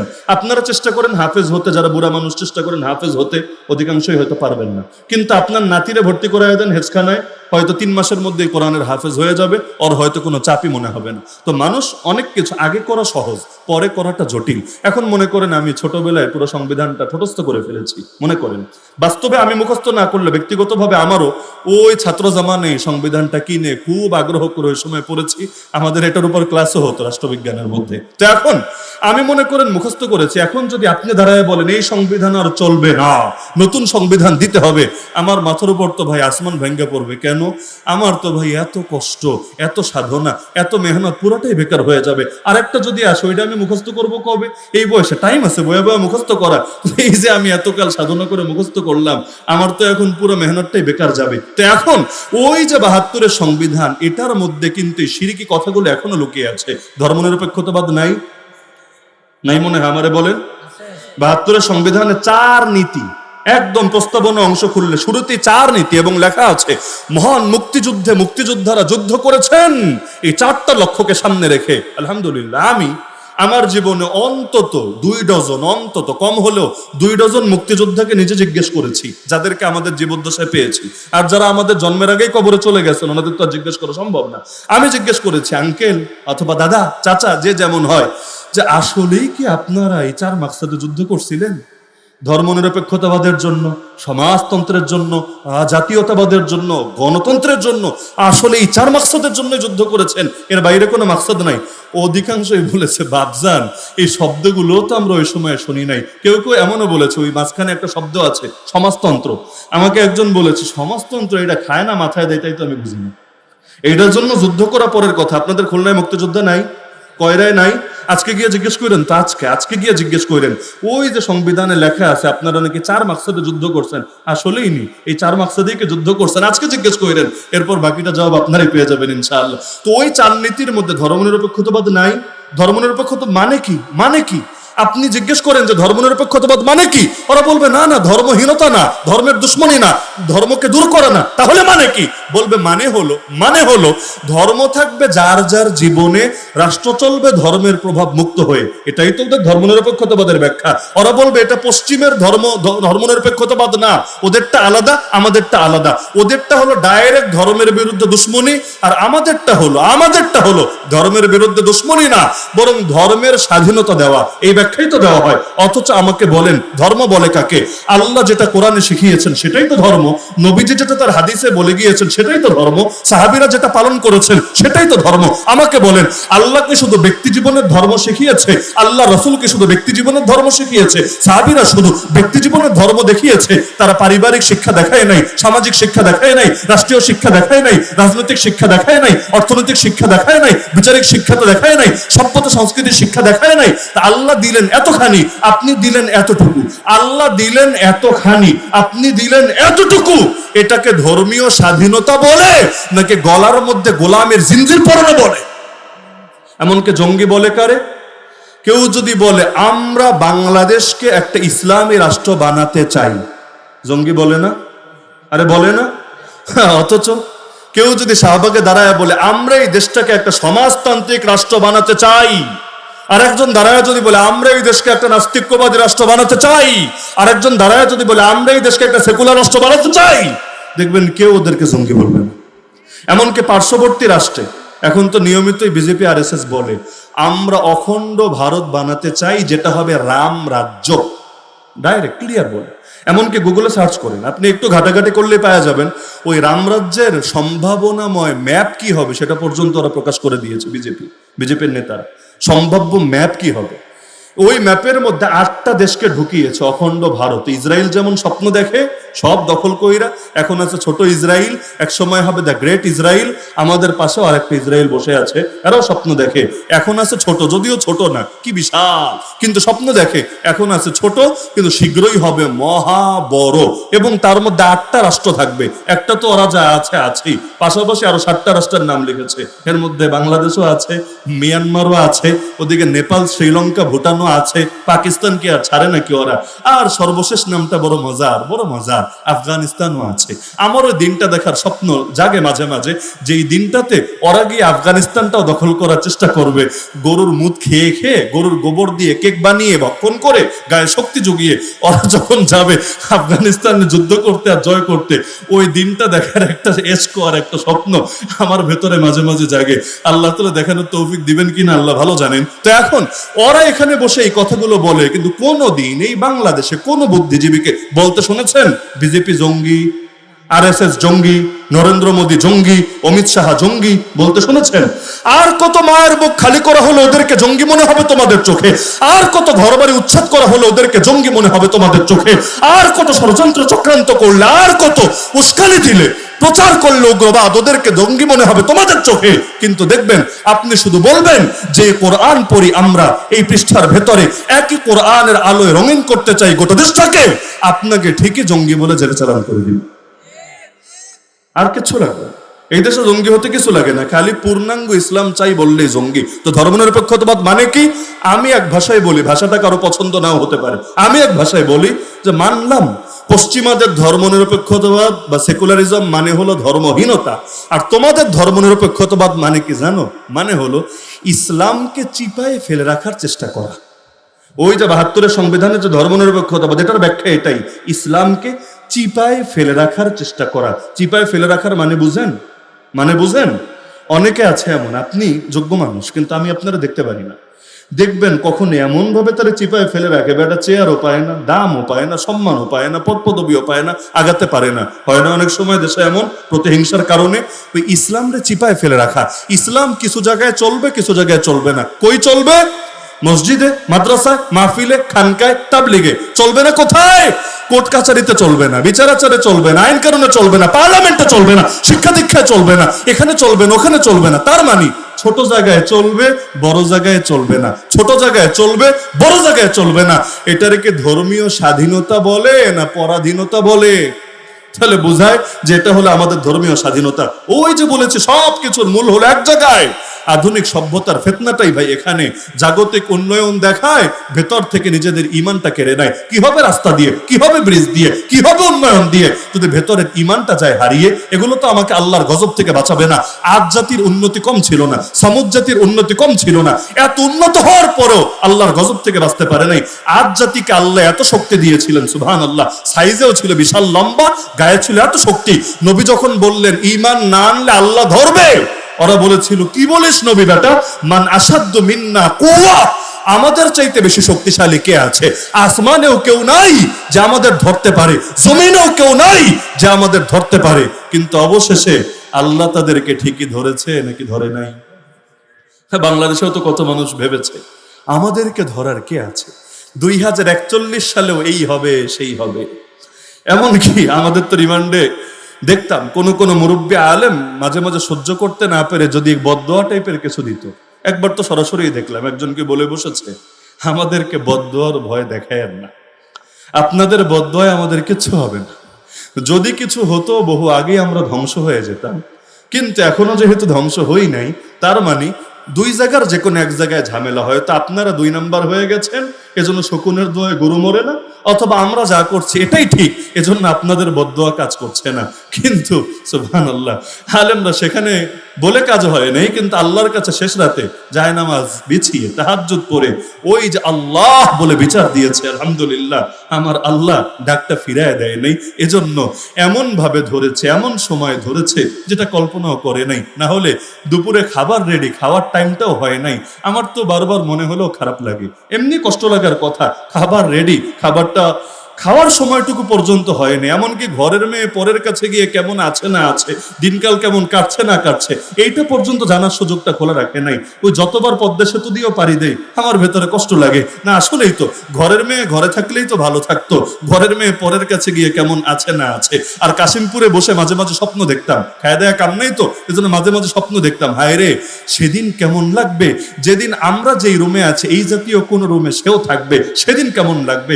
যেদিন আমাদের বিভিন্ন বড় বড় ব্যক্তিদেরকে ফাঁসিতে চড়ানো হতো, চিন্তা করতাম এইরকম ফাঁসির দড়ি যেদিন ওই মানুষের গলাও লাগবে কেমন লাগবে, ভাবতাম আর কি। তবে স্বপ্নটা মনে হয় পূরণ হয় নাই, বাকিটা আল্লাহ রাব্বুল আলামিন ভালো জানেন। তো জাগতিক এই জামানা সবচেয়ে বড় ফিতনা, এখানে জগৎরে উন্নতি করে দেয়, ভেতরের ঈমানটা কেড়ে নেয়। এজন্য আধুনিক জামানায় ওই যে শেষ পয়েন্ট দিয়েছিলেন, ঈমান রক্ষায় করণীয় কি, আমাদের করণীয় এটা, এই জামানায় আমাদেরকে আবারও সেই কোরআনের কাছে ফিরে আসতে হবে, যেই কোরআন মানার বরকতে একসময় আল্লাহ আমাদেরকে আসমানে সেতরা বানিয়ে দিয়েছে। এটা বাদ দিয়ে আর মুক্তির কোনো আশা নেই, কোনো আশা নেই। নবী এবং তার সাহাবীরা যেই কোরআন মেনে, যেই দিন মেনে, যতটুকু মেনে আসমানে সেতারা হয়েছেন, সেই জাহেলি যুগের জাহেলি মানুষগুলো নবীর পরশে এসে আমরাও ওই দিনকে যতটুকু তাদের মতো করে আঁকড়ে ধরতে পারবো ইনশাআল্লাহ, আল্লাহ আমাদেরকে আসমানে সেতারা বানিয়ে দিবেন। এছাড়া আমাদের মুক্তির কোনো উপায় নেই। সুতরাং আসেন বাদ মতবাদ ছেড়ে, সব তন্ত্রমন্ত্র ছেড়ে আমরা আল্লাহর কোরআনের উপর সকলে ঐক্যবদ্ধ হয়ে যাই। কোরআন কয়টা? কোরআন কয়টা? আর আমাদের দেশে দল কয়টা? কেন? কোরআন যদি একটা হয় তাহলে দল এত হলো কেন? নবীর হাদিসেই ব্যাখ্যা আছে। নবী বলেছেন, বনি ইসরাইল ভাগ হয়েছিল 72টা, আমার উম্মত ভাগ হবে 73টা। এর মধ্যে 72টাই জাহান্নামে, একটা জান্নাতে। জান্নাতে কারা? যারা আমার এবং সাহাবীদের আদর্শের উপর থাকবে। নবীর আদর্শই তো এই কোরআন, নাকি? নাকি আর বাইরে নবীর কোন আদর্শ আছে? নবীর আদর্শই তো এটা, নাকি? কোরআনে যেটা দেখতে পাই লিখিত আকারে, আল্লাহ নবীর জিন্দেগিতে সেটাই ছিল প্র্যাকটিক্যাল রূপে, বাস্তবায়িত রূপে। তাহলে ওই নবীর সেই আদর্শকে যারা মেনে রাখবে এরা চিরকাল একদলই থাকবে। আর যারা এর চাইতে হয়তো এক লাইন বেশি বুঝবে, না হলে এক লাইন কম বুঝবে, তাদের দ্বারাই শুধু দলাদলি আর দলাদলি আর দলাদলি সৃষ্টি হতে থাকবে। সুতরাং আসেন সব দলাদলি খতম করে সব কিছু ছেড়ে ছুড়ে আমরা ফিরে আসি কোরআনের পথে। শেষ করি নবীজির একটা হাদিস শুনি। এই হাদিসটা আলহামদুলিল্লাহ আমার যতবার মনে আসে ভেতরে আলাদা শক্তি জাগে আলহামদুলিল্লাহ। এবং গতকাল একজন মানুষ যখন কাঁদতে কাঁদতে হাদিসটা শোনাচ্ছিল, আমারও চোখে পানি চলে এসেছিল। এটিএম আজহারুল ইসলাম সাহেব, আল্লাহ তাকে নেখায়াত দান করুন। কালকে একটা হজ সেমিনার, আমাকে আমন্ত্রণ জানানো হয়েছিল সেখানে হাজিদের সামনে কিছু কথাবার্তা বলার জন্য। তো সেখানে প্রধান অতিথি হিসাবে তিনি শেষে আলোচনা করতে গিয়ে যখন এই হাদিসটা স্মরণ করলেন, এর আগে বললেন যে আজকে আমি আপনাদের সামনে, আমি তো আজকে কবরে থাকার কথা, কারণ সুপ্রিম কোর্টে ফাঁসির রায় বহাল ছিল, এতদিনে হয়তো কার্যকর হয়ে আমাকে কবরে পাঠানো হতো। এবং আমি 14টা বছর জেলে বসে, একই জেলে ছিলাম, আমি ছিলাম 1 বছর, তিনি 14 বছর। তো একই জেলে তিনি বলেন যে 14টা বছর দোয়া করেছি, আল্লাহ আমার শহীদ হিসাবে কবুল করুন। কেঁদে কেঁদে বললেন, আল্লাহ আমার দোয়াটা শুনলেন না, আল্লাহ আমার দোয়াটা কবুল করলেন না। না হলে তিনি বলেন যে জান্নাতে যাওয়ার শর্টকাট রাস্তা তো আমি দেখি না, আমাদের মতো পাপীদের জন্য হিসাব দিয়া দিয়া জান্নাতে যাওয়া, ভাই এটা তো বহুত আকাশ কুসুম কল্পনা। কিন্তু জীবনটা যদি আল্লাহর কাছে বিক্রি করে দিতে পারতাম, রক্তের প্রথম ফোঁটা মাটিতে গড়িয়ে পড়ার আগেই তো আল্লাহ মাফ করে দিতেন, আল্লাহ তো বিনা হিসাবে জান্নাতের পাখি বানায় দিতেন। তো লাস্টে তিনি বললেন যে আপনারা নিরাশ হবেন না। এরপর সেই হাদিসটা স্মরণ করলেন, যেটা আলহামদুলিল্লাহ যেদিন থেকে পড়েছি সেদিন থেকে, ওই যে বললাম যতবারই মনে আসে ততবারই দিলের মধ্যে আলাদা শক্তি জাগে আলহামদুলিল্লাহ। আল্লাহ নবীর ভবিষ্যৎবাণী কখনো মিথ্যা হবে? চোখে যা দেখে সেটা ভুল হতে পারে, কিন্তু নবীর জবান থেকে যেটা বের হয়েছে আমার আল্লাহ রহির মাধ্যমে, এটা কোশ্চিন কালেও ভুল হওয়া সম্ভবই না। নবীজি সাল্লাল্লাহু আলাইহি ওয়াসাল্লাম বলেন, তাকুনুন নবুওয়াতু ফীকুম মা শা আল্লাহু আন তাকুন, তোমাদের ভেতরে নবুয়ত থাকবে ততদিন যতদিন পর্যন্ত আল্লাহ চাইবেন, সুম্মা ইয়ারফাউহা ইযা শা, এরপর আল্লাহ যখন চাইবেন উঠিয়ে নেবেন। তো 23টা বছর নবুয়ত, নববী আদর্শ আমাদের সামনে পূর্ণাঙ্গভাবে ছিল আল্লাহ রসুলের হাত ধরেই, তিনি নিজেই ছিলেন আমাদের মাঝে। এরপর আল্লাহ যখন চেয়েছেন তাকে উঠিয়ে নিয়েছেন। হাদিসের দ্বিতীয় অংশ, সুম্মা তাকুনু খিলাফা আলা মিনহাজিন নবুওয়া, নবুয়তের পরেই তোমাদের জন্য দাজ্জাল আসবে, এই টাইপের কোনো ফিতনা না, না, বরঞ্চ নবুয়তের পরে আরেক দ্বিতীয় সুসংবাদ, তোমাদের মধ্যে খেলাফা আলা মিনহাজিন নবুওয়া, অর্থাৎ নবী ঠিক যেভাবে আদর্শ পরিচালনা করেছেন, রাষ্ট্র পরিচালনা করেছেন, আল্লাহর প্রতিনিধি হিসাবে প্রতিটা সেক্টরকে তিনি যেভাবে পরিচালনা করেছেন, এমন কিছু খলিফা তৈরি হবে। খলিফা মানেই প্রতিনিধি, বাংলাদেশে আবার খলিফা মানে দর্জি, তাই না? নাকি খুলনায় অন্য কোনো শব্দ বলে? ওই ব্রিটিশরা এসে আমাদের শব্দগুলোর এমন ভাবে পচিয়েছে, সবচাইতে দামি শব্দগুলোর সবচাইতে কম দামি শব্দ বানিয়ে ছেড়েছে। খলিফা মানে ছিল কি একদম রাষ্ট্রের সর্বোচ্চ দায়িত্ব, আর খলিফা বানালো কি কাজী। কাজী মানে ছিল বিচারক। চিফ জাস্টিসকে বলা হতো কাজীউল কুজাত, আর বাংলাদেশে কাজী মানি যে বিয়া পড়ে। এমনকি কোন কোন এলাকায় খলিফা বলে হাজম রে, হাজম চিনেন? ওই আগাকাটা যারা, এদেরকে বলে খলিফা। বাংলাদেশে কিছু এলাকা এমন আছে। এমনকি ইমাম, ইমাম তো ছিল রাষ্ট্রপ্রধান, ইমামুল মুসলিমিন, মূল ইমাম তিনি, আর বাকি ইমামরা ছোট ইমাম, বড় ইমাম হলো সেই ইমাম। আর বাংলাদেশে কি বলে জানেন? এই এলাকায় বলে কিনা আমি জানি না, আমার শুনতে বড় লজ্জা লাগতো ছোটবেলায়, যার নাই কোনো গতি সে করে ইমামতি। বলতো না এই জাতীয় কথা? ইমাম মানে নেতা, অথচ কর্মচারীর মতো না, চাকরের মতো আচরণ করা হয় তার সাথে। বহুত মসজিদ এমন আছে ইমামের সাথে নেতা দূরের কথা, চাকরের মতো আচরণ করে। এমনকি ইমামরা সর্বদা আতঙ্কে থাকে, সকালেও জানে না দুপুর পর্যন্ত থাকতে পারবে কিনা, দুপুরেও জানে না রাত পর্যন্ত থাকতে পারবে কিনা। ওই যে বলেছিলাম ধর্মনিরপেক্ষতাবাদ মানে ইসলামরে চিপায় ফেলা। ভাই যদি দূর হতো যে মসজিদে, মাদ্রাসায়, মাহফিলে, খানকায় অন্তত ইসলামটা ঠিকভাবে রাখতে দিত, তাও নয়তো একটা ব্যাপার হতো। ওইটাও তো চলে না। মসজিদে কি বলবে না বলবে এটা ওরা ঠিক করে দিবে, মাহফিলে কি আলোচনা হবে না হবে এগুলো ওদের থেকে পারমিশন নিয়ে নিতে হবে। এমনকি কোন হুজুর আসতে পারবে কোন হুজুর পারবে না এইটা ওই ফকির মিসকিনরা, মানে আদর্শের ফকির মিসকিন যারা, ওরাই আমাদেরকে শিখাই দিবে। স্বাধীনতা থাকলো কোথায়? স্বাধীনতা থাকলো কোথায়? এমনকি যেই কোরআন 30 পারা নামাজে পড়লে লোকে হাদিয়া দেয়, তারাবিতে খতম করলে হাদিয়া দেয় না? যেই কোরআন 30 পারা, পুরো 30 পারা পড়ে দিলে লোকে খুশি হয়, হাদিয়া দেয়, সম্মান জানায়, একই কোরআনের তাফসীর মিম্বার থেকে, মঞ্চ থেকে উপস্থাপনের কারণে জেলে যেতে হয়। কোনো অপরাধ নাই। ওই আরবিতে বললে বোঝে না, তে গায়ে লাগে না, বাংলায় বললে বোঝে, ভণ্ডামির মুখোশ খোলে আর স্বার্থে আঘাত লাগে। এজন্য বাংলায় শোনার পর আর নিজের ল্যাজ সামনে রাখতে পারে না। হলে যেই কোরআন পড়ার কারণে কারীরা বিদেশ থেকে কারি না লাখ টাকা দেয়, ওই কোরআনের তাফসীর করার কারণেই, ওই কোরআনের তাফসীর করার কারণেই কোরআনের পাখি আল্লামা দেলোয়ার হোসেন সাঈদী আজকে কবরে শাহিদ। জীবনের এতগুলো বছর তার কারাগারে কাটলো, এমনকি তাকে নিকৃষ্ট ট্যাগটা দেওয়া হলো, কোনো অকাট্য দলিল প্রমাণ নেই, ফাও মামলা টামলা সাজায়, এমনকি মামলা সাক্ষীরাই তো এসে এখন স্বীকার করে যাচ্ছে। অপরাধ কি? ওই আরবিতে পড়ে দিলে ভাই কেউ কিছু বলতো না। সারা জীবন খালি যদি কানে হাত দিয়া খালি কেরাত পড়ে যেত, তাফসীরটা যদি না করতো, বিশ্বাস করেন জেলে যাওয়া তো লাগতোই না, উল্টো তাকে হয়তো নিয়মিত ওই রাষ্ট্রীয় গুরুত্বপূর্ণ বিভিন্ন প্রোগ্রামেও টাকা দিয়ে নেওয়া হতো। এটাই বাস্তবতা। এজন্য দেখবেন মাশাআল্লাহ আমরা এমন খাঁটি মুসলমান, সংসদ অধিবেশনও শুরু হয় না কোরআন তেলাওয়াত না হলে, তাই না? মাশাআল্লাহ। এমনকি লা ইলাহা ইল্লাল্লাহ মুহাম্মাদুর রাসূলুল্লাহ মাথার উপর লিখে রাখলেও আলাদা চেতনা আসে বুকের ভেতর। অথচ শুরু করলেন কোরআন তেলাওয়াত দিয়ে, আর একটু পরে নীতি বানালেন কোরআনের বিরুদ্ধে, সংবিধান রাখলেন যেটা কোরআনের সঙ্গে সাংঘর্ষিক হতে পারে। তো শুধুমাত্র ওই মুখের তেলাওয়াত দিয়ে কি হবে? এমনকি তেলাওয়াত আবার ফিল্টারিং করে দেওয়া আছে, মনে চাইলে কারি সাহেব আবেগে এসে, ইমোশনে এসে যা মনে চায় তা পড়ে দিবে। না না, এটা হবে না। কারি সাহেব যদি ভাবে আমাকে যে আয়াত পড়তে বলেছে এর বাইরে গিয়ে আমি আজকে জিহাদের আয়াত পড়বো সংসদে দাঁড়িয়ে, আমি খেলাফতের আয়াত পড়বো, আমি দিন কায়েমের আয়াত পড়বো, আমি চোরের হাত কাটতে হবে এটা পড়ে দিব, দেখবেন কারি সাহেব পড়বে তো মাশাআল্লাহ পড়া সুন্দরী শোনা যাবে। এরপর আস্তে করে প্যাকেট করে লাল গুদামে চালান করে দিবে। এরপর বাকি জীবন ব্যাটারে হয়তো জঙ্গি মামলা নিয়ে লাল গুদামের ভাত খেতে হবে। এটাই হলো স্বীকৃত বাস্তবতা। তাহলে দেখা যাচ্ছে আরবি বোঝে না তাই গায়ে লাগায় না, বাংলা বোঝে তাই আর নিজেদের লেজ ভিতরে সামনে রাখতে পারে না। আল্লাহ হেফাজত করুক আমাদেরকে।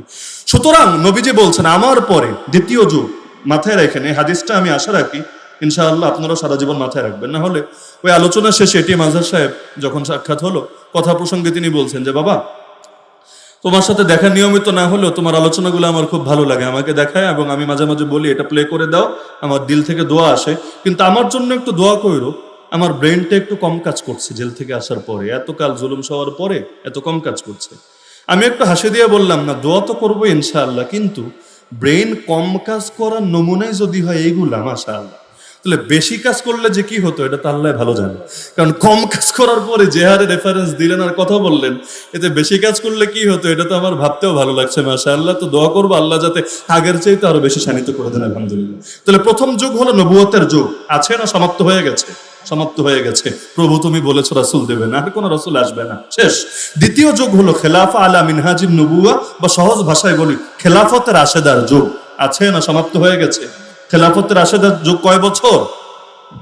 মাশাআল্লাহ, 30 বছর। নবুয়তের যুগ ছিল 23 বছর, খেলাফতের রাশেদার যুগ ছিল 30 বছর। আবু বকর, ওমর, ওসমান, আলী রাদিয়াল্লাহু আনহুম আজমাইন, ওনারা চারজন মিলে 29 বছর 6 মাস, আর হাসান রাদিয়াল্লাহু আনহু আরো 6 মাস। এই সর্বমোট মিলিয়ে 30 বছর পুরা। নবীর ভবিষ্যৎবাণী আছে, আল খিলাফাতু বাদি 30 সানা, আমার পরে খেলাফতের রাশেদা থাকবে 30 বছর, 30 বছর শেষ। এরপর 3 নম্বর যুগ নবী বলেছেন, আল্লাহ নবুয়ত দিবেন, নবুয়ত থাকবে, উঠায় নিলেন 1 নম্বর যুগ। আল্লাহ খেলাফা রাশেদা দিবেন, থাকবে যতদিন আল্লাহ চান, এরপর উঠায় নিবেন 2 নম্বর যুগ। এরপর 3 নম্বর যুগ হলো রাজতন্ত্রের যুগ। কিসের যুগ? রাজতন্ত্রের যুগ। রাজার হাতে সেখানে ক্ষমতা থাকবে। নবীজির শব্দ হলো মুলকান আদা, এমন রাজত্ব যেটা দাঁত কামড়ে পড়ে থাকে। রাজতন্ত্র, রাজতন্ত্র বাংলাদেশে নাই, তবে না থাকলেও রাজতন্ত্র বাংলাদেশে থেকেও বুঝতে পারবেন, কারণ এখানে রাজতন্ত্র না থাকলেও পরিবারতন্ত্র তো আছে মাশাআল্লাহ, তাই না? এটা পীরদের দরবারে খুব বেশি থাকে, পীরের ছেলেই সে পীর হবে, আর বাকি মুরিদদের মধ্যে যত যোগ্য লোক থাকুক সে ভাই সিট অত সহজে পাবে না। আগে তাকে সাহেব জাদা হতে হবে, এরপর সে সহজে গদ্দিনেশিন পীর হবে। তো পীরের ছেলে পীর হতে হতেই মাঝে মাঝে এমন হয়, দরবার এক সময় ছিল ভালো, পরে হয়ে যায় কালো। কেন? আগের পীর ভালো ছিল, জ্ঞান ছিল, আর পরে বংশানুক্রমিক যোগ্যতায় যেই বকলম বসেছে, ওর জ্ঞানও নাই, আর এলেম আমল আখলাক কিচ্ছু নাই, কিন্তু দরবার ঠিকই সামলাচ্ছে, আর বাকিরা জি হুজুর জি হুজুর জি হুজুর বইলে জীবন পার করছে। আর কিছু চলে বিভিন্ন দলের মধ্যে। মাশাআল্লাহ, এখানে দলের মধ্যে আপনি যতই যোগ্য হন না কেন, আপনি তার ছেলে না হতে পারলে, মেয়ে না হতে পারলে আপনার সিট নাই। আগে আপনাকে ছেলে হতে হবে, মেয়ে হতে হবে, এরপর বাকি যোগ্যতা না থাকলেও সমস্যা নেই, বাকিটা আপনাকে পার করিয়ে দেওয়া হবে। আর না হলে রাস্তায় গাড়ির পেছনে দৌড়াতে দৌড়াতে আপনার জীবন খতম হবে। তাহলে নবীজি বলছেন 3 নম্বর যুগ হলো রাজতন্ত্রের যুগ, মানে এমন রাজত্ব যেটা দাঁত কামড়ে পড়ে থাকে, যোগ্য হোক অযোগ্য হোক নিজেদের থেকে ছাড়তে চায় না। তাহলে 3 নম্বর যুগ এসেছিল নাকি আসে নাই? এই উমাইয়ারা, আব্বাসীরা, ওসমানীরা রাজতান্ত্রিক ধারায় তারা শাসন কার্য পরিচালনা করেছে। তাদের মধ্যে 2 রকম শাসকই ছিল। কিছু শাসক ছিল আলহামদুলিল্লাহ রাজতান্ত্রিক ভাবে নির্বাচিত হলেও, মানে নির্বাচনের সিস্টেমটা গলদ হলেও কাজ ভালোই করেছে আলহামদুলিল্লাহ, যেমন ওমর বিন আব্দুল আজিজ রাহমাতুল্লাহ আলাইহি। ওমর বিন আব্দুল আজিজ এমন ইনসাফকারী শাসক, মাত্র 2 বছর শাসন করেছেন। মাত্র কয় বছর? 2 বছর। 99 হিজরি থেকে 101 হিজরি। কিন্তু কিয়ামত পর্যন্ত খুলাফায়ে রাশিদিনের পর যার নামটা স্বর্ণের অক্ষরে চিরকাল লেখা থাকবে ইনশাআল্লাহ। কাজ করতে চাইলে লম্বা টাইম লাগে না, অল্প টাইমে যথেষ্ট। 2 বছরে কি কাজ তিনি করে গেলেন? শেরশাহ সূরি এই বাংলায় মাত্র 5 বছরে কি কাজ করে গেলেন, আর এখন 15 বছরেও মনে হয় টাইমই তো শুরু হয়নি, আরো 50 বছর পর বাকিটা দেখা যাবে। আল্লাহ হেফাজত করুন। তাহলে এই যে তারা যেই ধারাটা পরিচালনা করেছেন রাজতন্ত্র, নবীজি বলেন 3 নম্বর জামার রাজতন্ত্র। 4 নম্বর স্বৈরতন্ত্র। রাজতন্ত্রের পরে কি আসবে?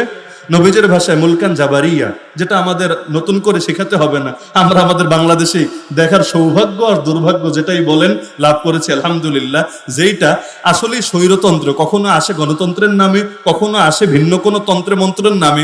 বৃক্ষ তোমার নাম কি, ফলে পরিচয়, নাম দিয়ে দরকার নেই, কামটা আমাদের দরকার। তাহলে স্বৈরতন্ত্র, সেখানে স্বৈরশাসক যা বলবে সেটাই আইন, সেটাই বিধান, সেটাই অকাট্য কথা। এইরকম জামানাও চলছে তো নাকি? চলছে না? এই যে 4 যুগ, আবারও স্মরণ করে আপনাদেরকে। প্রথম যুগ কিসের যুগ? নবুয়তের যুগ। কয় বছর ছিল? 23 বছর। দ্বিতীয় যুগ কিসের যুগ? খেলাফতের রাশেদার যুগ। কয় বছর ছিল? 30 বছর। 30 আর 23 53 বছর গেল। এরপর রাজতন্ত্রের যুগ, লম্বা টাইম, বহুত লম্বা, শত শত বছর। আব্বাসি উমাইয়া থেকে শুরু করে ওসমানীদের শেষ পর্যন্ত পুরো টাইম জুড়ে থেকেছে। এরপর এসেছে স্বৈরতন্ত্রের যুগ। ওই খেলাফতের পতনের পর সারা দুনিয়া এখন বিভিন্ন নামে স্বৈরতন্ত্র চলছে। এই এতটুকু পর্যন্ত নিরাশা। সর্বশেষ যেটা বলে আলোচনা শেষ, আশার বাণী হলো, ওই যে বলেছিলাম নবী ভুল বলবেন না, নবীর ভবিষ্যৎবাণী ভুল হবে না। নবী বলেছেন স্বৈরতন্ত্রের পরেই আবারও আসবে খেলাফতের রাশেদার যুগ। সুম্মা তাকুনু খিলাফা আলা মিনহাজিন নবুওয়া। তার মানে অন্ধকার যখন অনেক গভীর হয়ে যায়, ও রাত 2টা 3টা বাজলে কি ঘুটঘুটে অন্ধকার, মানুষজনও নাই, দোকানপাটও নাই, রাস্তায় লাইটও ঠিকভাবে থাকে না। অন্ধকার যখন গভীর হয় ভেতরে বড় ভয় লাগে, এত অন্ধকারে পথ চলবো কিভাবে?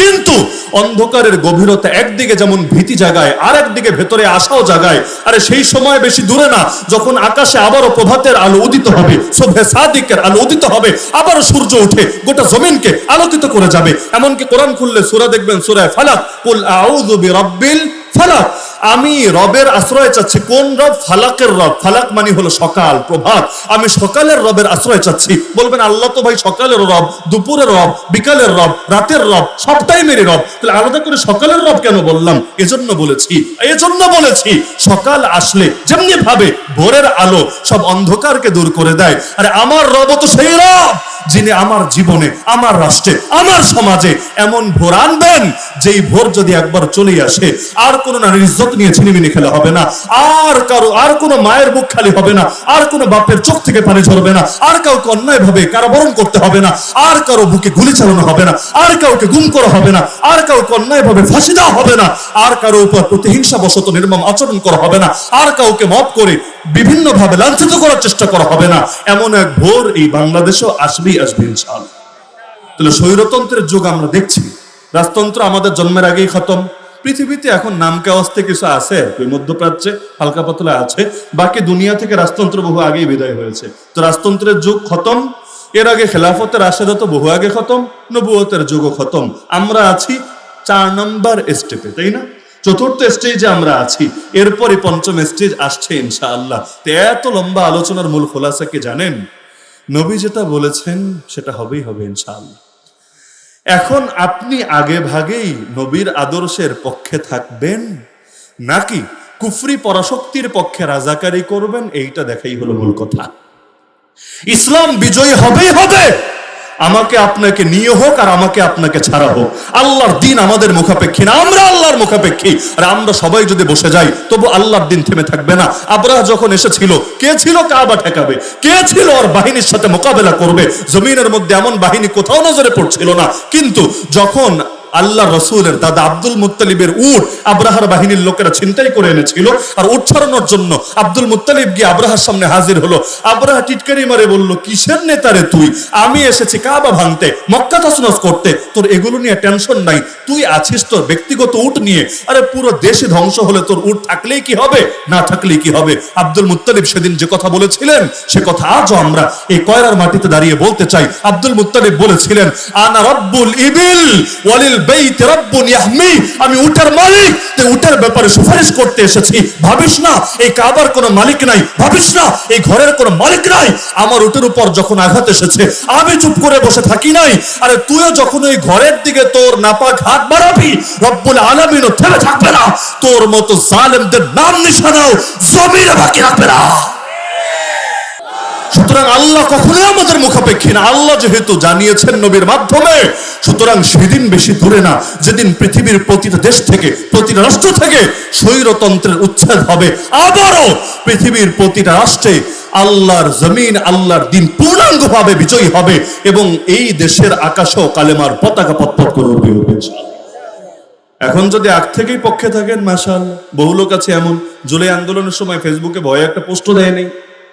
এমনকি কিছু মাথা মোটা পাগলা এমন ছিল, পুরো টাইম যা ছিল মুখটুক বন্ধ রাইখা ওই 3 তারিখ 4 তারিখ গিয়ে এমন 2-1টা কমেন্ট করে ফেলেছে, এজন্য লাস্টে দৌড়ানি খাওয়া লেগেছে। না হলে হয়তো নিরাপদেই থাকতো। আমি নাম নিতে চাই না, এমন কিছু নেতা আছে পুরো টাইম মুখটুক বন্ধ ছিল এবং তাদের প্রতি পাবলিকের একটু সিম্প্যাথি ছিল, কিন্তু 3 তারিখ 4 তারিখ গিয়ে এমন কিছু মন্তব্য করে বসেছে, পাবলিক আর সহ্য করতে পারে নাই। এরপর 5 তারিখের পর তো যা হওয়ার হয়েছে, কারণ ভাবতে পারে নাই যে ববুজান এভাবে তাদেরকে এত তাড়াতাড়ি এভাবে এতিম করে পালাবে এবং তারা এখন অনেকে বিদেশে গিয়ে বৌনিয়া পিকনিক করবে আর এদেরকে দেশে নিয়মিত মাইটির খাওয়া লাগবে। এগুলো অনেকে ভাবতে পারে নাই। ইসলামের বিজয় হবে শাহবাগীরা এখনো ভাবতে পারছে না, নাস্তিকরা এখনো ভাবতে পারছে না, বামরা আমরা এখনো ভাবতে পারছে না, উগ্র হিন্দুত্ববাদীরা এখনো ভাবতে পারছে না। কিন্তু আমার আল্লাহ যেই ফয়সালা চূড়ান্ত করে রেখেছেন এর ব্যতিক্রম কিছুতেই হবে না। সুতরাং আগে ভাগেই যদি ইসলামের পক্ষে থাকেন, বিজয়ের পর আল্লাহ আপনার মাথাকে সমুন্নত রাখবেন। আর যদি ইসলামের বিপক্ষে থাকেন, সুবিধা দেখে, ধান্দা দেখে, নিজের পেট, নিজের পকেট, নিজের পিঠ, এই 3 জিনিস, নিজের পেট, নিজের পকেট, নিজের পিঠ, এই 3টার কথা চিন্তা করে যদি কুফরি শক্তির পক্ষে দালালি করেন, সেদিন বেশি দূরে না যেদিন এই দেশেও মানুষের সামনে নিজের মাথাটা উঁচু করে চলতে পারবেন। সুতরাং ইসলামের পক্ষে থাকতে রাজি আছেন তো ইনশাআল্লাহ? ইসলামের জন্য কোরবানি দেওয়া লাগলে দিতে রাজি আছেন তো ইনশাআল্লাহ? আমাদের মানসিকতা হবে এমন, তয়েফের মতো যদি রক্ত ঝরানো লাগে তাও ঝরাতে রাজি, বদরের মতো যদি মোকাবেলা করা লাগে সেই মোকাবেলাও করতে রাজি। আমাদের মানসিকতা হবে এমন, বেলালে হাবশির মতো যদি মায়ের খাওয়া লাগে মায়ের খেয়েও খেয়েও লা ইলাহা ইল্লাল্লাহ বলতেও রাজি, আর খালিদ বিন ওয়ালিদের মতো যদি মায়ের দেওয়া লাগে প্রয়োজনের খাতিরে সেই মায়ের দিতেও রাজি। আমাদের মানসিকতা হবে এমন, দ্বীনের জন্য যদি কোনো কোরবানি দিতে পারি এটাকে মনে করব কামিয়াবি, আর কিছুই যদি করতে না পারি এটাকে মনে করব ব্যর্থতা, এটাকে মনে করব হতভাগ্য। না হলে চিন্তা করেন, আরে আল্লাহর নবী সাল্লাল্লাহু আলাইহি ওয়াসাল্লামের সাথে কি হয়েছে আর আমাদের সাথে কি হচ্ছে? আমার গাল তো নবীর গালের চাইতে বেশি দামি না, আল্লাহর নবীর গালে তো চড় মারা হয়েছে। আরে আমার দাঁত তো নবীর দাঁতের চাইতে বেশি দামি না, আল্লাহর নবীর দাঁত তো শহীদ করে দেওয়া হয়েছে। আমার আঙ্গুল তো নবীর আঙ্গুলের চাইতে বেশি দামি না, আল্লাহ নবী সাল্লাল্লাহু আলাইহি ওয়াসাল্লামের আঙ্গুল কেটে রক্ত ঝরেছে। আমার গলা নবীর গলার চাইতে বেশি দামি না, আল্লাহ নবী নামাজ পড়া অবস্থায় তার গলায় চাদর পেঁচিয়ে শ্বাস বন্ধ করে হত্যা করার চেষ্টা করা হয়েছে। আমার পেট নবীর পেটের চাইতে বেশি দামি না, আল্লাহ নবীকে ক্ষুধার জ্বালায় পেটে পাথর মারতে হয়েছে। আমার সময় নবীর সময়ের চাইতে বেশি দামি না, আল্লাহ নবীকে 3 বছরের বেশি জেল খাটতে হয়েছে, অবরুদ্ধ থাকতে হয়েছে। আরে আমার ঘর, আমার বাড়ি, আমার এলাকা, আমার মসজিদ কোনটাই নবীর চাইতে বেশি দামি না, আল্লাহ নবীকে কাবা ছাড়তে হয়েছে। কাবার চাইতে দামি ঘর কোনটা আছে? আল্লাহ নবীকে মসজিদে হারাম ছাড়তে হয়েছে, মসজিদে হারামের চাইতে দামি মসজিদ কোনটা আছে? আল্লাহ নবীকে মক্কা ছাড়তে হয়েছে, মক্কার চাইতে দামি জমিন কোনটা আছে? এত কিছুর পরও নবী যেহেতু আল্লাহরে ছাড়ে নাই, আল্লাহর জন্য সব ছেড়েছে, আমরাও আল্লাহরে ছাড়বো না, আল্লাহর জন্য প্রয়োজনে সব ছেড়ে দেব। এতটুকু মানসিকতা রাখতে পারবেন তো ইনশাআল্লাহ? জীবন কয়টা? নাকি কয়রাবাসের জীবন বেশি? জীবন কয়টা? তাহলে সুযোগও কয়টা? একটা সুযোগ তো কোনোভাবে হাতছাড়া করা যাবে না। সুযোগ বেশি হলে না হয়তো 2-1বার ট্রাই করে দেখতাম, চান্স যেহেতু একটা, লাইফ যেহেতু একটা, সুতরাং এটাকে কোনোভাবেই হাতছাড়া করা যাবে না। আসেন আল্লাহর সঙ্গে প্রতিজ্ঞা করে, আল্লাহ যেহেতু একটা মাত্র প্রাণ দিয়েছ আমাদেরকে, সুতরাং যতদিন পর্যন্ত দেহের ভেতরে প্রাণ আছে, যতদিন সেই প্রাণে স্পন্দন আছে, যতদিন ধমনীতে রক্ত প্রবাহিত আছে, ইনশাআল্লাহ তোমার দ্বীনের পক্ষে, হকের পক্ষে, বাতিলের বিপক্ষে, তাগুতের বিপক্ষে, কুফরি শিরকি সমস্ত মতবাদের বিপক্ষে আমাদের আজীবন লড়াই আর সংগ্রাম চলবেই চলবে। এর জন্য যদি রক্ত ঝরানো লাগে রক্ত ঝরাবো, এর জন্য যদি জেল খাটা লাগে জেল খাটবো, এর জন্য যদি ফাঁসির দড়ি বরণ করে নিতে হয় ফাঁসির দড়ি বরণ করবো, এর জন্য যদি আমার বাপের চোখ থেকে পানি ঝরা লাগে ঝরবে, আমার মায়ের কোল খালি হওয়া লাগে হবে, এর জন্য আমার সন্তানরা যদি এতিম হওয়ার প্রয়োজন হয় এতিম হবে, আমার স্ত্রী বিধবা হওয়ার প্রয়োজন হয় বিধবা হবে। লেকিন যতদিন পর্যন্ত বেঁচে আছি আপোষ করবো না কোনো বাতিলের সাথে। এই মাথা যদি নত হয় একমাত্র আল্লাহর সামনে নত হবে। যতদিন জীবিত আছি আল্লাহ ছাড়া কারোর সামনেই মাথা নত করতে পারবো না। সুতরাং পরীক্ষা দেওয়ার জন্য প্রস্তুত থাকতে পারবেন তো ইনশাআল্লাহ? কেউ যদি ভাবেন লড়াই শেষ হয়েছে, আপনি ধোঁকার ভেতরে আছেন। বুখারী খুললেই পাবেন, প্রত্যেক পরবর্তী দিন আগের দিনের চাইতে খারাপ হবে নবীর ভবিষ্যৎবাণী। প্রত্যেক পরের দিন আগের দিনের চাইতে খারাপ হবে। কেউ আবার ব্যক্তিগতভাবে নিয়েন না, হুজুর আবার আমাদের বিরুদ্ধে খোঁচা টোচা দিলেন না তো? না রে ভাই, এখন যদি চুরি নিয়ে ওয়াজ করে কারো গায়ে লাগে বুঝতে হবে ও আসলে চোরই বটে, কিছু করার নেই এখানে।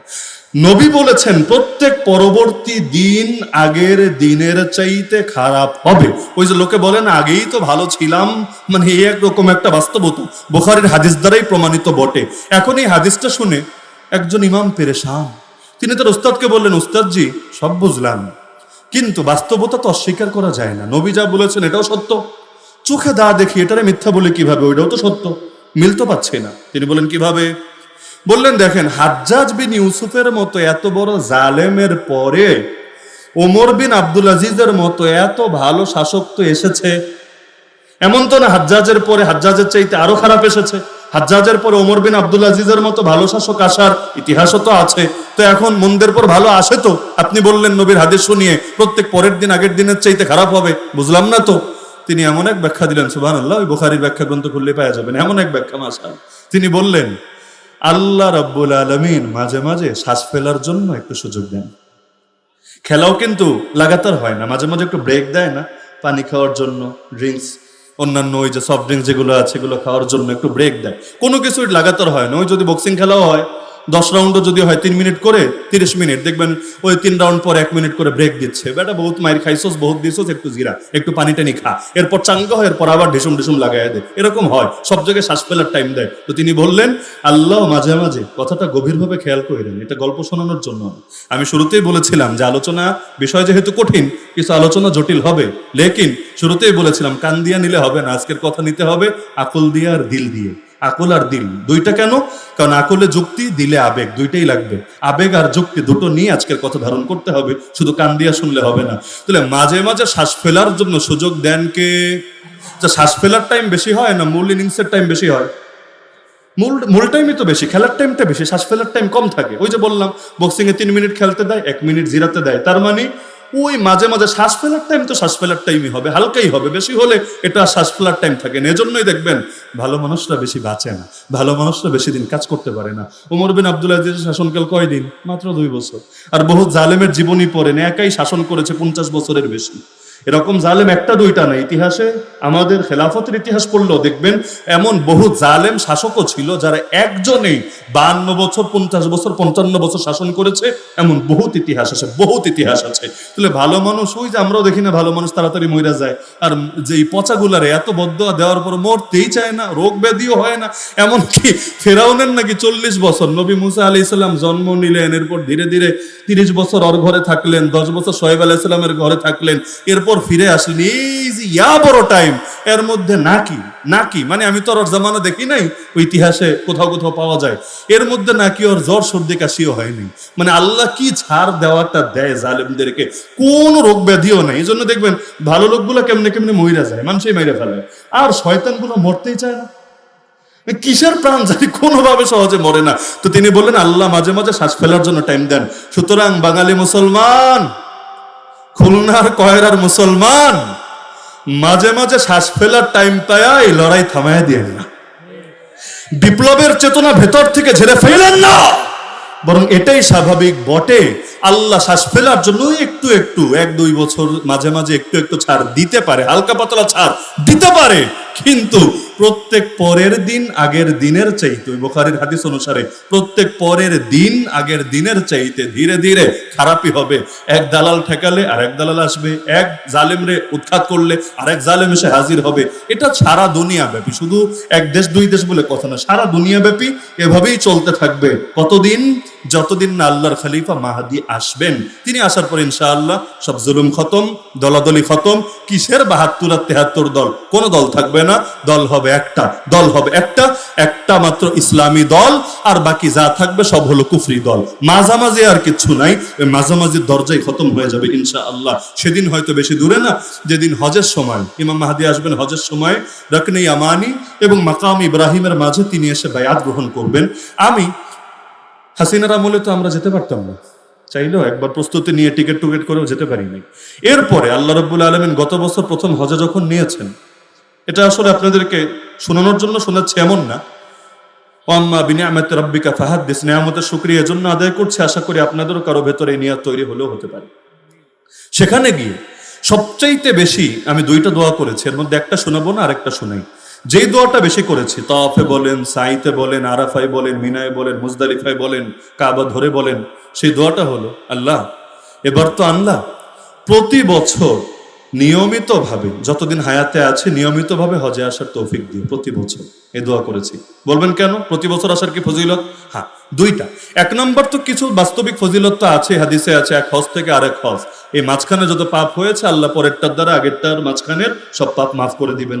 হাদিসে আছে আল্লাহ অভাবও দূর করে দিবেন, খালি পাপ না, আল্লাহ অভাবও দূর করে দিবেন। এজন্য এক সাহাবী এমন ছিলেন যিনি এত পরিমাণ হজ করেছেন, লাস্টে গিয়ে 1 বছর আল্লাহকে বলেছেন, আল্লাহ তোমারে বলেছিলাম, প্রত্যেক বছর বলে গিয়েছি, আগামী বছরও আইন, কিন্তু এই বছর আমার আর বলতে লজ্জা লাগছে, কারণ 70 বার হজ করে ফেলেছেন ততদিনে, 70 বার। তো তিনি বলেন আল্লাহ তোমারে বলতে আমার লজ্জা লাগছে, আগামী বছর আবার আইনো, অনেক তো চেয়ে ফেলেছি, সুতরাং এবার তোমার ইচ্ছা, তুমি চাইলে আনতেও পারো, না চাইলে নাও আনতে পারো, আমি তোমার ফয়সালা সন্তুষ্ট। পরের বছর হজ পর্যন্ত আর বাঁচেনি নাই, আগেই মৃত্যুবরণ করেছেন। তো লম্বা টাইম আল্লাহ হজের তৌফিক দিয়েছেন। একটা তো ফজিলতের দিক, কিন্তু আমার কনসেপ্ট এখানে আরেকটা আছে, সেটা হলো শীঘ্রই হয়তো ইমাম মাহদী আসবেন। কারণ কোরআন হাদিস বিশ্লেষণ করে যতটুকু বুঝি, দুনিয়ার বয়স খুব বেশি বাকি নেই, আর মানুষ বুড়ো হওয়ার পর আর বাকি আছে কি?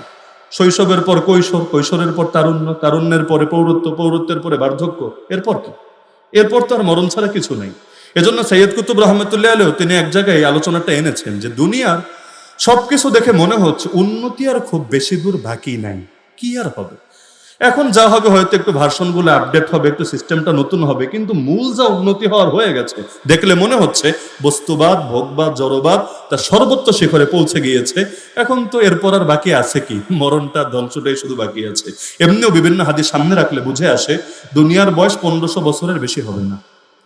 ওই ব্যাখ্যায় আমি যাব না, কিভাবে কোন হাদিস থেকে কি বুঝে আসে, ওইটার জন্য আরেকদিন সেমিনার করলে আরেকদিন বলা যাবে। আজকে বলতে গেলে এখানে মানুষের ধৈর্য কুলাবে না। দুনিয়ার বয়স 1500 বছরের বেশি হবে না, এটা বিভিন্ন হাদিস সামনে রাখলে বুঝে আসে। তো 1500-র মধ্যে আপনি হিজরি হিসাব করেন না, হিজরি যদি হিসাব করেন তাহলে 1450 তো প্রায় হয়ে গেছে, 1450 প্রায় হয়ে গেছে। এরপর আর বাকি থাকে আর কয়দিন? তো দুনিয়ার বয়স খুব বেশি দিন বাকি আছে বলে মনে হয় না। আর দুনিয়া, আপনি বলবেন না ইমাম মাহদি আসলে তো ওই হাদিসে পড়েছি ঘোড়া থাকবে, তীর থাকবে, তরবারি থাকবে, কেমনে সম্ভব? দুনিয়া এখন দেখেন না উন্নত হয়ে গেছে, যুদ্ধ তো হয় পারমাণবিক দিয়া, ক্ষেপণাস্ত্র দিয়া, রকেট লঞ্চার দিয়া, ড্রোন দিয়া। এখন কি ওই যুগ আছে? ভাই রে ভাই, দুনিয়া 100 বছরে যতদূর এগিয়েছে মাত্র 1 বছর এর চাইতে দ্বিগুণ পিছিয়ে যেতে পারে। দুনিয়া পিছাতে বেশি কিছু লাগে না, দেখতে তো পাচ্ছেন যুদ্ধ হচ্ছে কই, প্রভাব পড়ছে কই। আপনি দেখেন যুদ্ধ হচ্ছে কই, প্রভাব পড়ছে কই। মুহূর্তের মধ্যে আজকে যদি আল্লাহ তেল নাই করে দেয়, আজকে যদি আল্লাহ বিদ্যুৎ নাই করে দেয়, আজকে যদি আল্লাহ তার নিয়ামত কেড়ে নেয়, আল্লাহ চাইলে এক মুহূর্তে কেড়ে নিতে পারে। কি লাগবে, কি লাগবে আবার ওই তীর তরবারের যুগে ফিরে যেতে? এমনি হারিকেনের যুগে তো বাংলাদেশের কিছু এলাকা ফিরে গেছে, এখানেও মনে হয় কারেন্ট নেই। আসার পর থেকে আমি জেনারেটর আওয়াজ শুনছি নাই। ওই সেদিন চট্টগ্রামে এক এলাকায় গিয়ে মানে আমার জিন্দগি বরবাদ হয়ে গিয়েছে। একে তো গরম এত বেশি, পুরো রাত অপেক্ষায় থাকলাম, ঘুম আসছিল না, গরমে ছটফট করছি। আর ভাবছি আল্লাহ এই মনে একটু পরে আসবে, এরপর ঘুমায় নিব, এই মনে একটু পরে আসবে, এরপর ঘুমায় নিব। হতে হতে ফজর হয়েছে। ফজরের প্রথম কাতারে আমার ইমামতির জন্য দাঁড় করিয়ে দিয়েছে। ফজরে যেহেতু কসর নাই, 2 রাকাত তো 2 রাকাতই ইমামতিতে দাঁড় করিয়েছে। নামাজ শুরু করেছে, দেখে কারেন্ট এসেছে। শুকরিয়া আদায় করলাম, আল্লাহ আলহামদুলিল্লাহ, তাহলে তো নামাজের মধ্যে এখন একটু তৃপ্তির সাথে পড়া যাবে। প্রথম রাকাত শেষ করে দ্বিতীয় রাকাতে যাওয়ার আগেই ওইটাও খতম হয়ে গেছে। এই হলো বাংলাদেশের অবস্থা। তাহলে দেখা যাচ্ছে এই কি পরিমাণ অল্প সময়, অথচ যুদ্ধের কয়দিন হয়েছে, এর মধ্যে এই পরিমাণ প্রভাব পড়েছে। দুনিয়া পিছাতে বেশি দিন সময় লাগে না।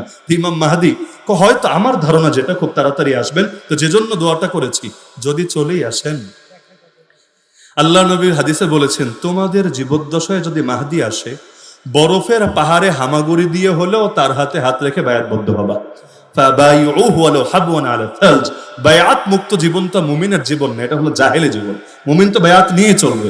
আমি স্বপ্ন দেখি, এজন্যই দোয়াটা করেছি আল্লাহর কাছে। যদিও পাপী, যদিও গুনাহগার, কিন্তু আমার আল্লাহর রহমত এটা তো অসীম। আল্লাহ রহমতের সামনে আমাদের গুনাহ তো কিছুই না। আল্লাহ চাইলে মাফ করে দিতে পারেন। তো দিলে বড় আশা, ইমাম মাহদি যখন আসবেন, যে বছরই আসুক না কেন, যাতে সেই রুকনে ইয়ামানি এবং মাকাম ইব্রাহিমের সামনে হাজরে আসওয়াদের নিকটে তাকে পেয়ে যাই, এবং আল্লাহ রাব্বুল আলামিন আমাকেও তার দলভুক্ত হওয়ার তৌফিক দান করেন, এবং তার সঙ্গে মিলিত হয়ে পৃথিবীর সমস্ত কুফরি পরাশক্তির বিরুদ্ধে মোকাবেলা করে জমিনকে আবার ইনসাফের রঙে এবং খেলাফতের রাশেদার রঙে রঙিন করার তৌফিক দান করেন। তো ওই যে বলেছিলাম যে এটা আমি আমার কথা শোনানোর জন্য বলছি তা না। আশা করি আপনাদের কারো কারো ভেতরে ওই নিয়ত তৈরি হয়ে যেতে পারে। তৈরি হবে না ইনশাআল্লাহ? আর যদি যেই বছর আসবো ওই বছর নাও পান, দিলের মধ্যে অন্তত এটা নিয়াত রেখেন, দাজ্জালের দলে আমরা যাব না, আমরা মাহদির দলেই শামিল হবই হব ইনশাআল্লাহ। আর মাহদির দলে যেহেতু শামিল হতেই চান, আগ থেকেই মাহদির কাজ শুরু করে দেন। মাহদির কাজ হলো দিন কায়েম করা, কুফুরকে পরাজয়। আপনাদের কারো ভেতরেও যদি শহীদি তামান্না থাকে, আমি তো আর দিলের খবর জানি না, যদি কারো ভেতরে শহীদি তামান্না থাকে, একই দোয়া তার জন্য, আল্লাহ তার ক্ষেত্রে কবুল করুন। আর যদি কারোর মধ্যে না থাকে, এ দোয়া করতে পারি আল্লাহ তামান্না আল্লাহ তামান্না তৈরি করে দিন। কিন্তু এর চাইতে বেশি দোয়া করলে তো আবার জুলুম হবে। অনেকে বলবে হুজুর আমরা তো মরতে চাই না, আপনি মরার দোয়া করেন কি জন্য? লাস্টে বদদোয়া ভাববে। এই জন্য দোয়াটা স্পেশালি আমার জন্য চাইলাম। আপনাদের কারো ভেতরেও যদি শহীদ হওয়ার তামান্না থাকে, কার কার ভেতরে আছে দেখি তো? মাশাআল্লাহ, মাশাআল্লাহ। খুলনার মাটি তো আর এমনি এমনি এত উর্বর, তাই না? পুরো বাংলাদেশের মধ্যে খুলনা বিভাগ যে এগিয়েছে এমনি এমনি না, আলহামদুলিল্লাহ। শহীদি কাফেলার সাথে সামিল থাকতেও তো শহীদি চেতনা লাগে, তাই না? আল্লাহ আপনাদের সবাইকে ইমাম মাহদির শহীদি কাফেলা পর্যন্ত উপনীত হওয়ার তৌফিক দান করুন। সকলে দুরূদ শরীফ পাঠ করুন।